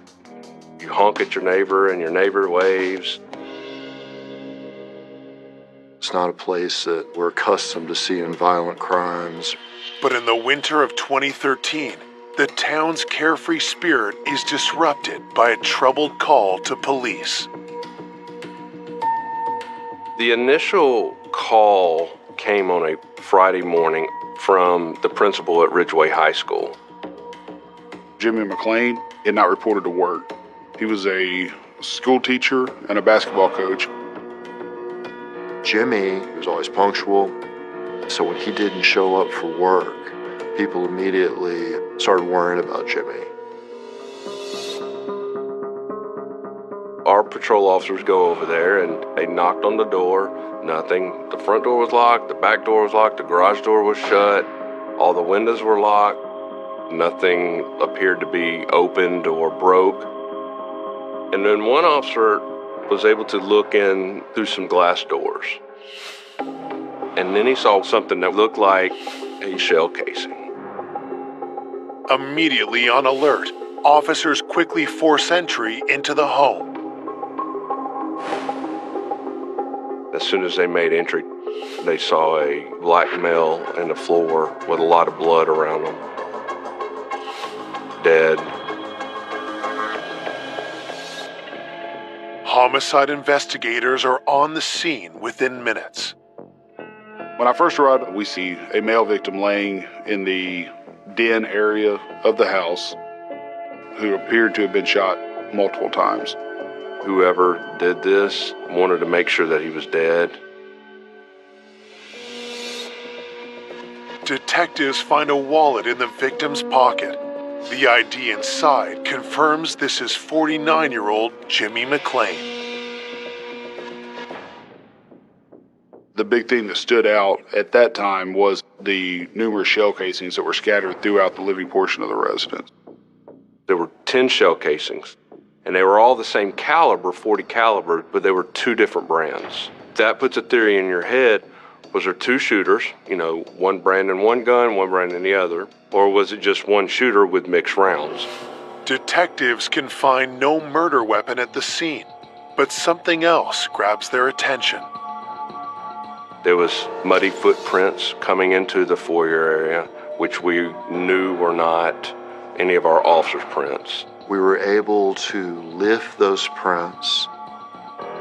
I truly was hoping we could identify the type of shoe and the actual size of the shoe. There were no signs of fingerprints to the naked eye, so we were able to swab the doorknobs, both interior and exterior on the front door, for the presence of DNA. An exhaustive search of the house yields no sign of forced entry. We had no signs of robbery, no signs of burglary. The big thing to me was all the doors were locked to some fashion, meaning someone locked the door on their way out upon leaving the scene. That told me that most likely our suspect had a key to the residence. So once we realized that somebody had let themselves in, we're like, well, who's got access to these keys? Did Jimmy know the person who did this? Detectives also attempt to discover the approximate time the murder happened. We were able to find out there was a shots fired call that came in our dispatch around 8:50 p.m. 2 days before we found the body. So started making sense real quick, though, that's probably when this happened. As police continue their investigation at the scene, Jimmy's sister, Easter, arrives. To this day, that is the absolute worst day of my life. It's the day I came around the corner and saw yellow tape around my baby brother's house, who I love so dearly.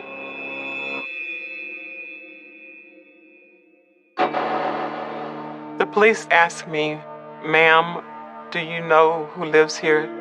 I said, "My brother is my brother. Where's my brother?" Officers confirm Easter's worst fears and tell her that her brother has been killed.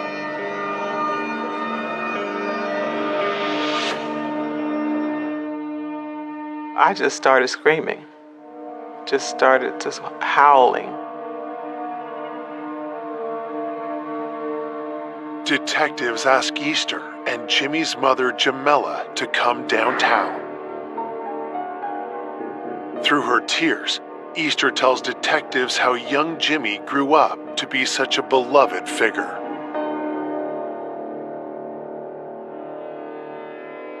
We grew up in eastern Arkansas. Jimmy is the fourth of 8 kids. He was intelligent, precocious, very athletic. From a young age, Jimmy McClain had a passion for basketball. Jimmy walked tall, slender, like a greyhound. It's real tight muscle, flexible, agile.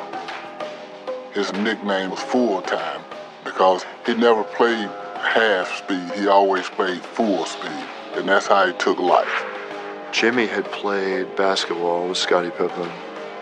Jimmy considered Scottie Pippen a friend, and I think it was likewise.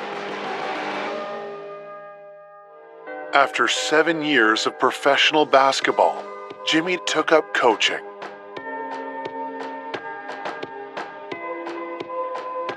Jimmy loved teaching and mentoring. He just was a natural leader with youth.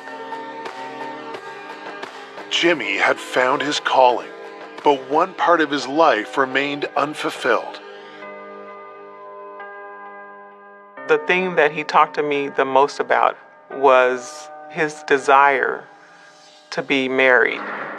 In the late 1990s, Jimmy met the partner he'd always dreamed of. Her name was Carla. He was very happy, very excited. He took his relationship very seriously. The next summer, they got married. Jimmy also became a father to Carla's 2 children from a previous relationship, 16-year-old Tiffany and 11-year-old Dwayne.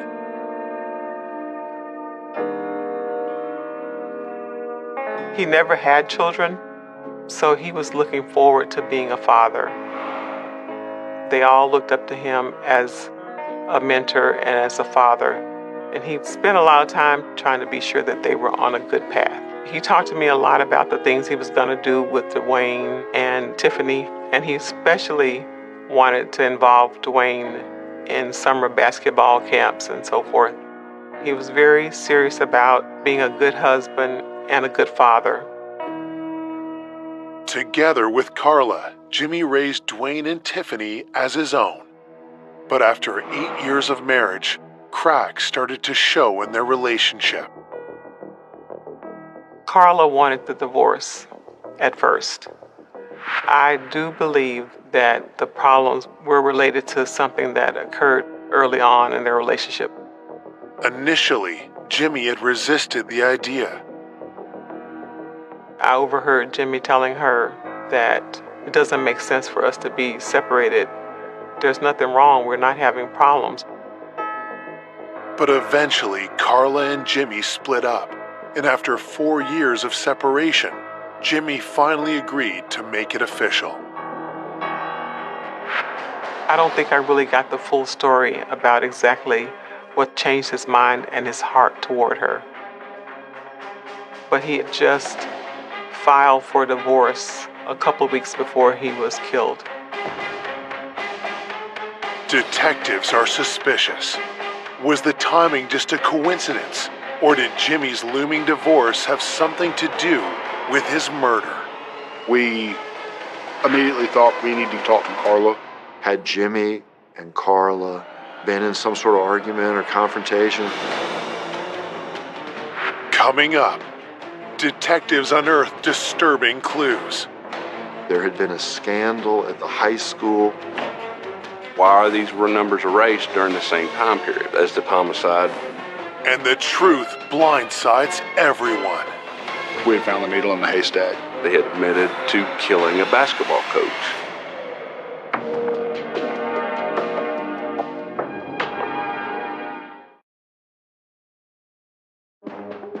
Police have just learned that Jimmy McClain filed for divorce 2 weeks before he was killed. And now detectives need to know if animosity between Jimmy and his soon-to-be ex-wife Carla could have been a motive for murder. We had asked, Carla and Tiffany and Dwayne, her biological children, to come town. Dwayne and Tiffany wait in the next room while police talk to Carla, starting with her relationship with Jimmy. She says, look, we were going through a divorce, but it wasn't because he was doing anything bad. She said that we fell out of love. Carla tells police that when she and Jimmy were married in 2001, Jimmy treated her kids, Dwayne and Tiffany, like they were his own. But as they grew into their late teens, Carla and Jimmy's parenting styles started to clash. Carla did advise that Jimmy was really hard on her kids. Jimmy was very discipline oriented, and she always took the side of the kids. In her eyes, they could do nothing wrong. She wasn't going to let Jimmy over discipline. And some of the issues is what transformed into this growing away from each other. Detectives ask Carla directly if she stands to gain from Jimmy's death.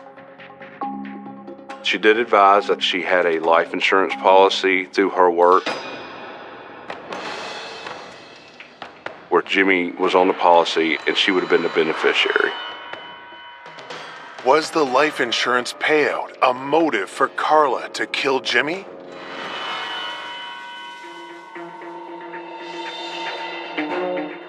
Knowing evidence from the crime scene suggests the killer let themselves in.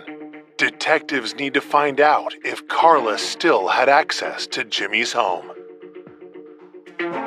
We actually did ask Carla if she had a key to the house, and she did not have a key that she could remember. Undeterred, they ask where Carla was on the night of the murder. She didn't go out and do anything. She said it was raining that night. It was nasty weather. She actually went to her bedroom and read a book. We asked if anybody could verify that. She said, well, my son, Dwayne, because he was at home as well. To confirm Carla's alibi, police bring in Dwayne and Tiffany, who are waiting in the next room. When we saw Dwayne, he's 19-year-old, kid. Dwayne gave a statement advising to us that, when his mom came home, that he just sat and chilled at the house. He didn't have a cell phone, so he would use his mom's. His mom said that she was down in his bedroom. He said he was up in his bedroom, and they needed to see each other the rest of the night. Dwayne's account lines up with Carla's, but detectives are curious about whether Dwayne had any conflicts with Jimmy. Tell me about Jimmy. How was y'all's relationship? It was cool, but we bumped heads a little bit sometimes. He was straight up in the night. He was cool. He fun, loving person. Dwayne just was like, I can't believe this happened. I don't know who would have done this. Police turn their attention to his sister Tiffany, and right away sense some tension. When we interviewed Tiffany, she admitted her and Jimmy butted heads on things, and she actually moved out. She didn't like being parented by him. Detectives ask where she was at the time of the murder. Advised she was at home with her boyfriend during the time frame all that Wednesday evening. So at the time we got through interviewing Carla, Tiffany, and Dwayne, there was not anything to lead us to believe that they had any involvement with the death of Jimmy. To help confirm their alibis, detectives ask for Carla and Tiffany's cell phones. We were going to use the technology of the cell phone pinging to corroborate where they were the night of the murder. While they wait for those results, detectives canvass Jimmy's friends and colleagues to find out who else might have had a key to his house. Early on in the investigation, we had to look at everything. With Jimmy being a high school teacher, with Jimmy being a basketball coach, there was multiple people that could have done this. We had to start going back to who knew Jimmy. And the first thing we did was work. We spoke with all the teachers. All the teachers liked Jimmy. Other coaches liked Jimmy. The principal liked Jimmy. Detectives can find no one with a key or even a bad word to say about Jimmy. He was the kindest, gentlest most compassionate person that I know. But for somebody to snatch your loved one from you out of their own selfish reasons, it really is heartbreaking, and it makes you mad. 3 days into the investigation, detectives receive Jimmy's cell phone back from forensics and discover that he was texting shortly before he was killed. He was texting with a female subject, and they were back and forth talking about some directions and basically good night. The last text we identified as a subject named Pam Smith. The name is new to police, but when they compare the time of her last text with the report of gunshots on the night of the murder, they realize they were just minutes apart. With this new lead, Pam Smith becomes detectives' newest suspect. Who is she? And was she involved in Jimmy's murder? When you read the text messages between her and Jimmy, the lingering question had to be, was there some sort of, romantic thing gone awry?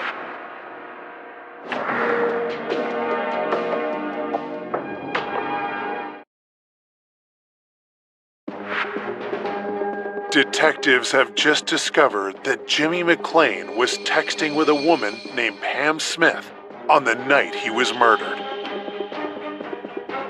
We were able to determine that Pam was the last person that Jimmy had contacted. Investigators need to speak to Pam to see if she has any information that points to the killer. We called just to say, this is the sheriff's office. Do you know Jimmy? And she was like, yeah, that's my boyfriend. Detectives inform Pam of Jimmy's murder and carefully gauge her response. She was extremely distraught. She was like, do I need to come down there? What do I need to do? We still had to figure out who she was. Is she married? Is there an affair situation? Is this a boyfriend, girlfriend situation? Pam tells detectives that she and Jimmy had only been dating for 6 months. We were able to sort of dig into the relationship between Pam and Jimmy, what seemed like a healthy relationship. Pamela claims she was 3 hours away in Nashville at the time of the murder, and she's more than happy to turn over her phone so police can verify her statement. After talking to her, there was nothing that she gave any kind of suspicion or anything. Detectives have one more question for Pamela. We actually did ask Pam if she had a key to the house, and she advised that she did not have a key. But she says she knows who does. Pam had overheard a phone call. Jimmy was telling his wife, Carla, that she could come by the house while he was gone to pick up some mail that had come to the house for her. Pam took note that when they left the house, Jimmy didn't leave the mail in the mailbox or on the front door, but he left it inside the house, which told Pam that Carla had a key to the house. Police believe the killer had a key, but Carla told detectives she didn't have one. The discrepancy raises a red flag. Is it possible that Carla had a key to the house? How can we prove that she didn't come into the house the night of the murder? There's only one way to know for sure. We used the technology of the cell phone pinging to follow her from her work all the way to home. The cell phone data indicates Carla was home all night, and her daughter Tiffany was too. Everybody's statements made sense where they were. There was no reason to pursue any other questions with them or Pam at that moment. Before Carla and Tiffany can be completely ruled out, police must corroborate the calls and texts on their phones with the complete records from the cell companies. And those can take several days. depending on the circumstance. A week after the murder, Jimmy's loved ones pay their respects at his funeral. Jimmy's funeral was held at a local Church of Christ, probably a couple thousand people there. Jimmy touched a lot of people. Going to Jimmy's funeral was a tough process for myself. So many people loved him. The mystery of who could have killed Jimmy is on everyone's mind, and grief-stricken loved ones are desperate for answers.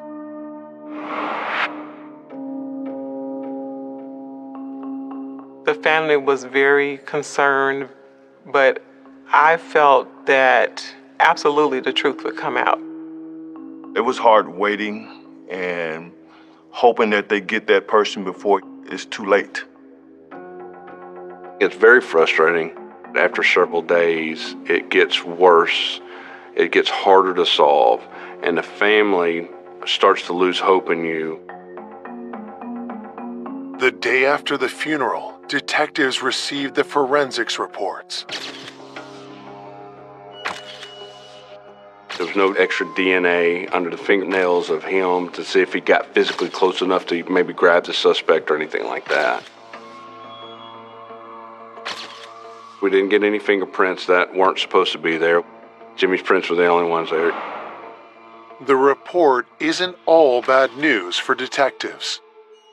An expert at Nike was able to determine the muddy shoe prints in the entryway of the house. Most likely came from a Nike Air Force One. These are basketball type shoes. They're between the size 10 and 11.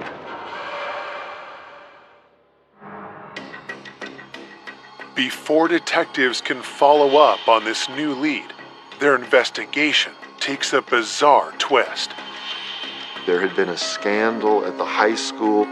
Ridgeway High School had a very good basketball team. They were one of the top in the state. We started hearing about a student at the school who had just recently gotten in some trouble. Detectives need to know if the scandal is linked to Jimmy's murder. Staff tells them the player at the center of the storm is number 22, Mackenzie Sewell. Obviously, he was a fairly good basketball player, but he was also 2 years older than people that he was playing with. He was actually an adult, falsified documents to still play high school basketball because he was attempting to try to get a scholarship to play.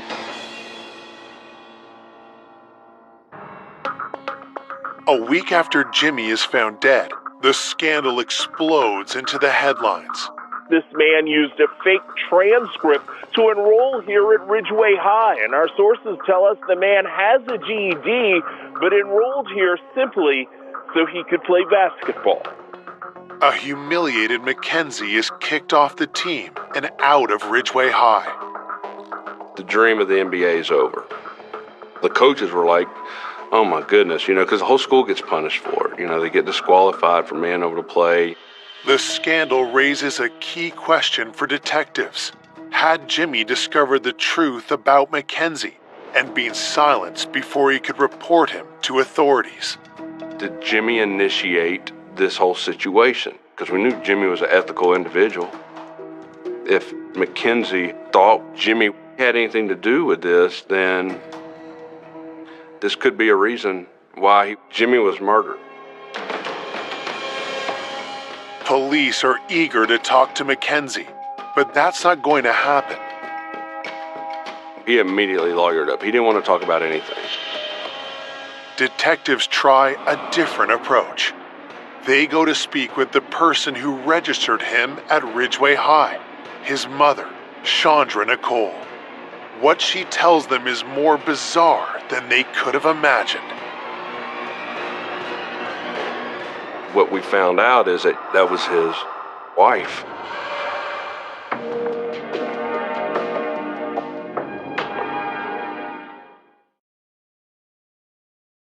Detectives hunting the killer of high school basketball coach Jimmy McClain are investigating whether a scandal involving one of his players is linked to his death. Now they discovered that the player's mother is actually his wife. She admits to helping Mackenzie falsify his age, but says it wasn't Jimmy who had discovered the deception. She had actually called in to say that he was falsifying records, that he wasn't supposed to be in the school because they had gotten into an argument. While enjoying his second go-around in high school, Mackenzie began a relationship with a fellow student. When his wife caught wind of it, she told the school about Mackenzie's scam. It was a domestic situation between him and the wife. Really didn't have anything to do with Jimmy. Didn't fall on Jimmy at all.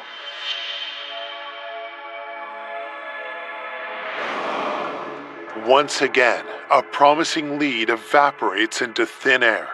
And over a week into the investigation, police are starting over. I was back to square one again. I was starting to question myself and wonder, like, are we gonna get anywhere with this thing? I was starting to be concerned. I wanted to know when people were going to be charged. Just as investigators begin to fear the trail growing cold, they receive the complete cell phone records for Jimmy's ex-wife, Carla, and her daughter, Tiffany. We had ordered direct cell phone records to corroborate the exact records that we had initially dumped. You're talking hundreds, even thousands of records at times to look through, to see if you can find where there's a discrepancy in something. After days of hard work, police get the break they've been praying for. Everybody else's phones were making sense, but Carla's phone did not make sense. We noticed there were actually people being texted between 6 and 9, 2 different phone numbers.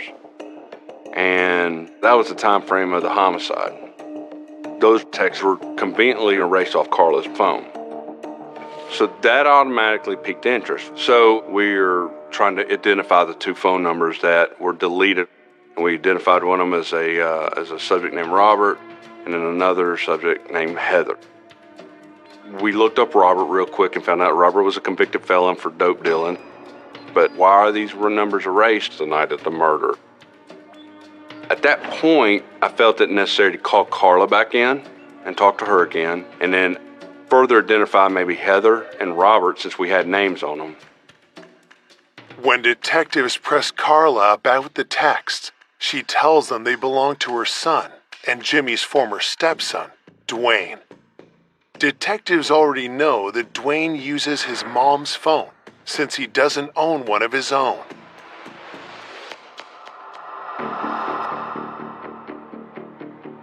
Carla said that Heather was a girlfriend. She says, oh, she's a good girl. She's a girl that lives out in Cordova, not too far. Carla said wasn't too fond of Robert, but she did admit he and Dwayne were friends. He says, well, I don't really like him hanging out with Robert too much. You know, he's a troublemaker. Knowing that Dwayne was texting with a known felon during the time frame of Jimmy's murder is a red flag for detectives. So they asked Dwayne to join his mom down at the station. The way we approached Dwayne was like, hey, we're having to kind of start over and get a more detailed events of the night. And he advised when his mom got home, he had the phone, he spoke with one of his friends, and then Heather came over. When detectives finish with Carla and Dwayne, they quickly contact Heather to see if she can confirm Dwayne's story. She said, I went to Dwayne's house that evening, later that evening, so she has confirmed that she went over there. It seems like it's another dead end. Yet, when detectives follow up with a question about the basketball shoe print found at the crime scene, the interview takes a promising turn. We asked about the shoes, and she said, oh, Dwayne has these Air Force Ones, and he wears a size 10.5, which fit the crime scene. And at that point, she said, and I remember seeing those Air Force Ones out on the porch, but I hadn't seen them since then. She said, I even have a picture of them. And when she showed a picture, it was a picture of Dwayne staying in the kitchen with a AR-15 rifle and these Air Force Ones.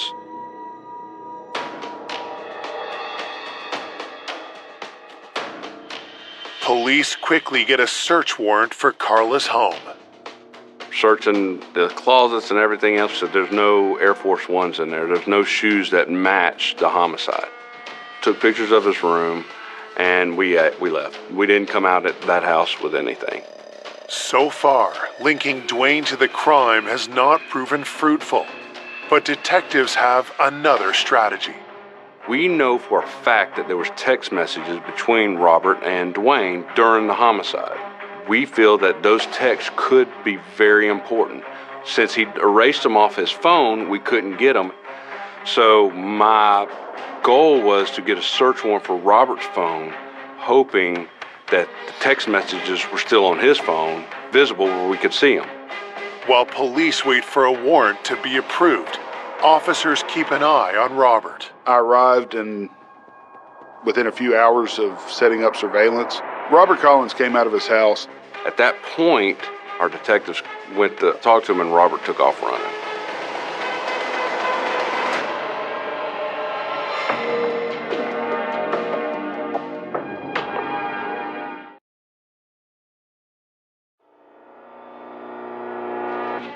Detectives investigating the murder of Jimmy McClain believe text on the phone of convicted felon Robert Collins may point to the killer.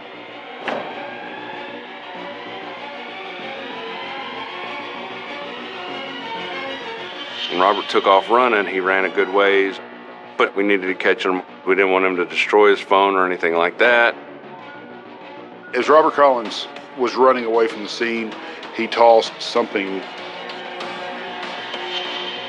Our detectives ended up catching him on foot, and when they did, he had a large amount of narcotics. The illegal drugs give detectives reason to arrest Robert. But even more incriminating is what he tried to discard as he fled. When we saw that he had tossed a weapon, we immediately thought maybe that was the weapon that was involved. So in the back of my head, I'm thinking, oh, this is fantastic. Are we going to solve the homicide right now? You get excited, like, hey, we're there, we're going to get this. Police bring Robert down to the station, but before they question him, they carefully examine his gun and phone. I think it was very quickly determined it wasn't the weapon from the scene. Still, detectives have plenty of leverage on Robert. He's a felon convicted with a handgun. Now he's got another handgun on him and a large amount of drugs. This could easily go federal. Maybe that could help us out. Maybe he'd want to work something out. He wouldn't budge on anything. I don't want to talk to y'all. Basically, he said, just put me in the jail cell. I'll go do my time. You just don't get that. That's just not normal. Is Robert trying to protect his buddy, Dwayne, or just himself? If he won't give anything up, detectives hope his cell phone might. I was hoping that the text messages were still on his phone. Started going through it. Well, Robert had erased his text too. But what Robert didn't erase were some pictures that we were able to get. The day before the homicide, Robert on his phone had a picture of a handgun. It is a similar gun, a .40 caliber Smith & Wesson Sigma, the same caliber used. What was unique about the handgun was not the handgun itself, but where the handgun was laying. And it was laying on a very unique bedspread. When I saw the bedspread, I was like, I've seen that bedspread before. I said, go get the search warrant pictures from when we picked Dwayne up. Well, as we scrolled through more pictures, we finally found a deleted picture that had Dwayne in front of the bedspread. So it tied it all in with the gun and the picture. Police now know the gun likely belonged to Dwayne or someone in his inner circle. But who used it to gun Jimmy down in cold blood? Detectives hope to find out from Robert himself.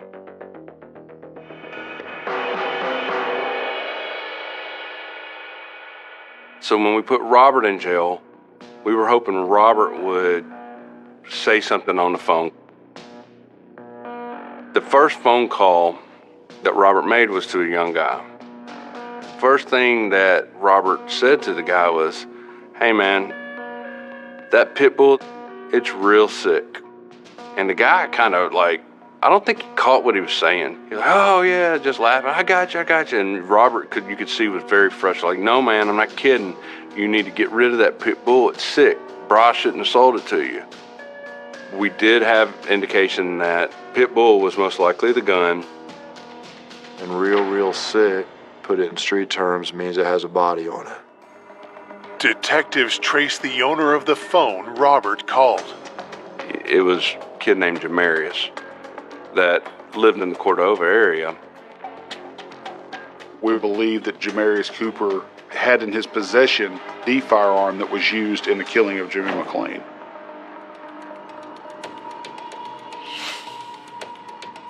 Police get an emergency search warrant and race over to Jamarius' home before he can dispose of the gun.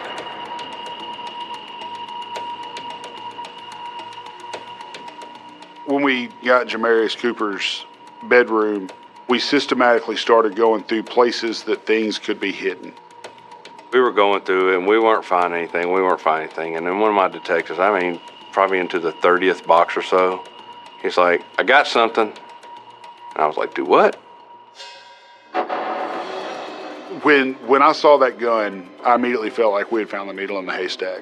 We had known through this investigation that most likely we were looking for a very specific gun.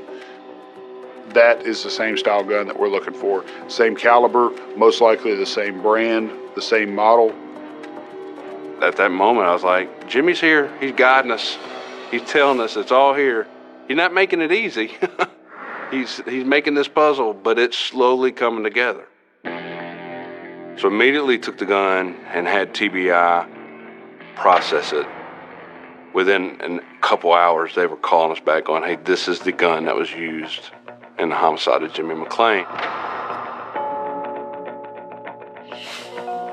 That does bring some emotion to you. You're like, oh my gosh, this work, this time, and we're going into 30 days here. Nobody finds a gun used in a homicide in 30 days. Police need to talk to Jamarius, but before they can track him down, they get an alarming call. We have a call from Cumberland County Sheriff's Office, and the deputy there said, "Hey, listen, we just had something weird come in. A white female came running into our station. She was very distraught. She was in her pajamas, and that she said that she wanted to pass on some information that her husband was upset because his nephew had admitted to killing a basketball coach."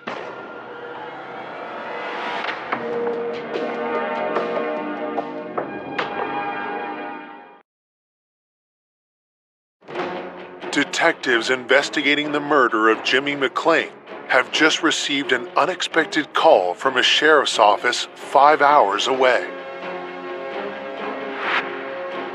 And the deputy there said, "A white female came running into our station. Her husband was upset because his nephew had admitted to killing a basketball coach." Her husband was Carla's brother, which was Dwayne's uncle. Detectives are stunned. Dwayne's uncle is Donald Page, a known felon. Detectives bring him in, knowing they may only have one shot to get him to talk. He was I'm not talking to y'all, I ain't got nothing to say. Police remind him of one simple fact. If he's withholding information, that makes him an accessory to murder. And all of a sudden, he said, "Look, my nephew said he did it." Dwayne had, in fact, taken him aside and said, Uncle, Unc, I had to handle my business. And Donald said he looked at him and said, are you saying that you killed him? Dwayne said to him, I had to stand up for my mom. Dwayne, he loved his mom. They were having some financial issues, and Dwayne thought that if this divorce could just be done with, I could get the money from the house. And I think Dwayne took it upon himself to do whatever he wanted to do, and which unfortunately led to the homicide. There was tension between Jimmy and Dwayne already. So there was that divorce, money, financial implication, motive. With an accessory charge hanging over his head, Donald agrees to testify against his nephew. At that point, I called the prosecutor and told him what we had, and he said, I think it's time to go lock up Dwayne Moore for homicide.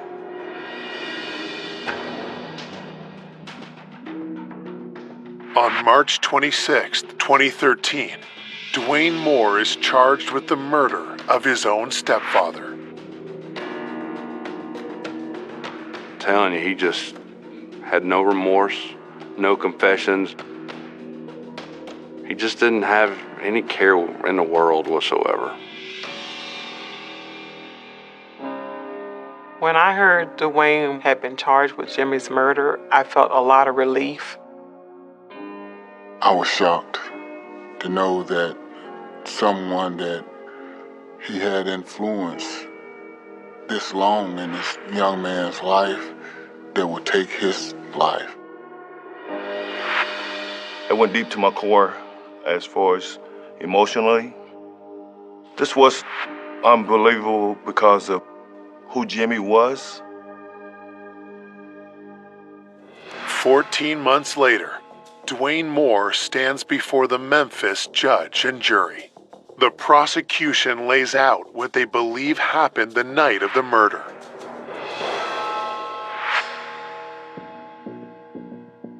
Dwayne had it in his head that he was going over there to kill him. He knew that there was a key to the house that Carla might have forgot about.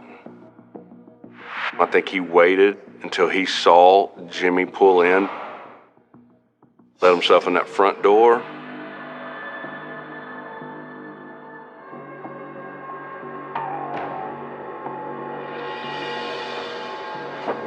Pulled the gun out as soon as he saw Jimmy and started shooting.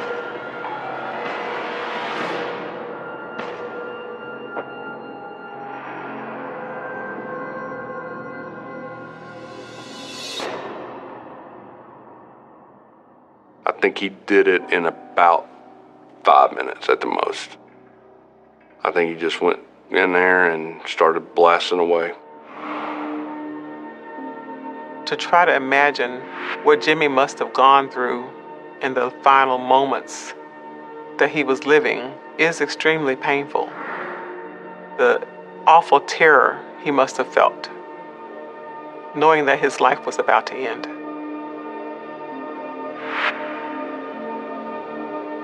On June 27, 2014, Dwayne Moore is convicted and sentenced to 22 years in prison without the possibility of parole.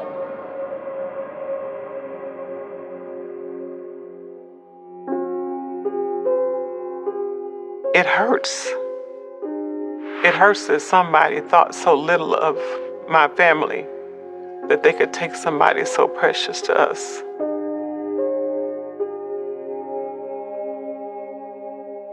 While Jimmy's family still misses him every day, his love for educating young people lives on. To honor Jimmy's memory, we established a scholarship in his name at the University of Arkansas at Conway. I think Jimmy will want to be remembered by being a godly man, a kind man, and a peaceful man. That's what helps me to try to let the anger go Don't be mad. Just thank God that he was here and that he was my brother for as long as he was. I miss him and I love him. For more information on an unexpected killer, go to oxygen.com.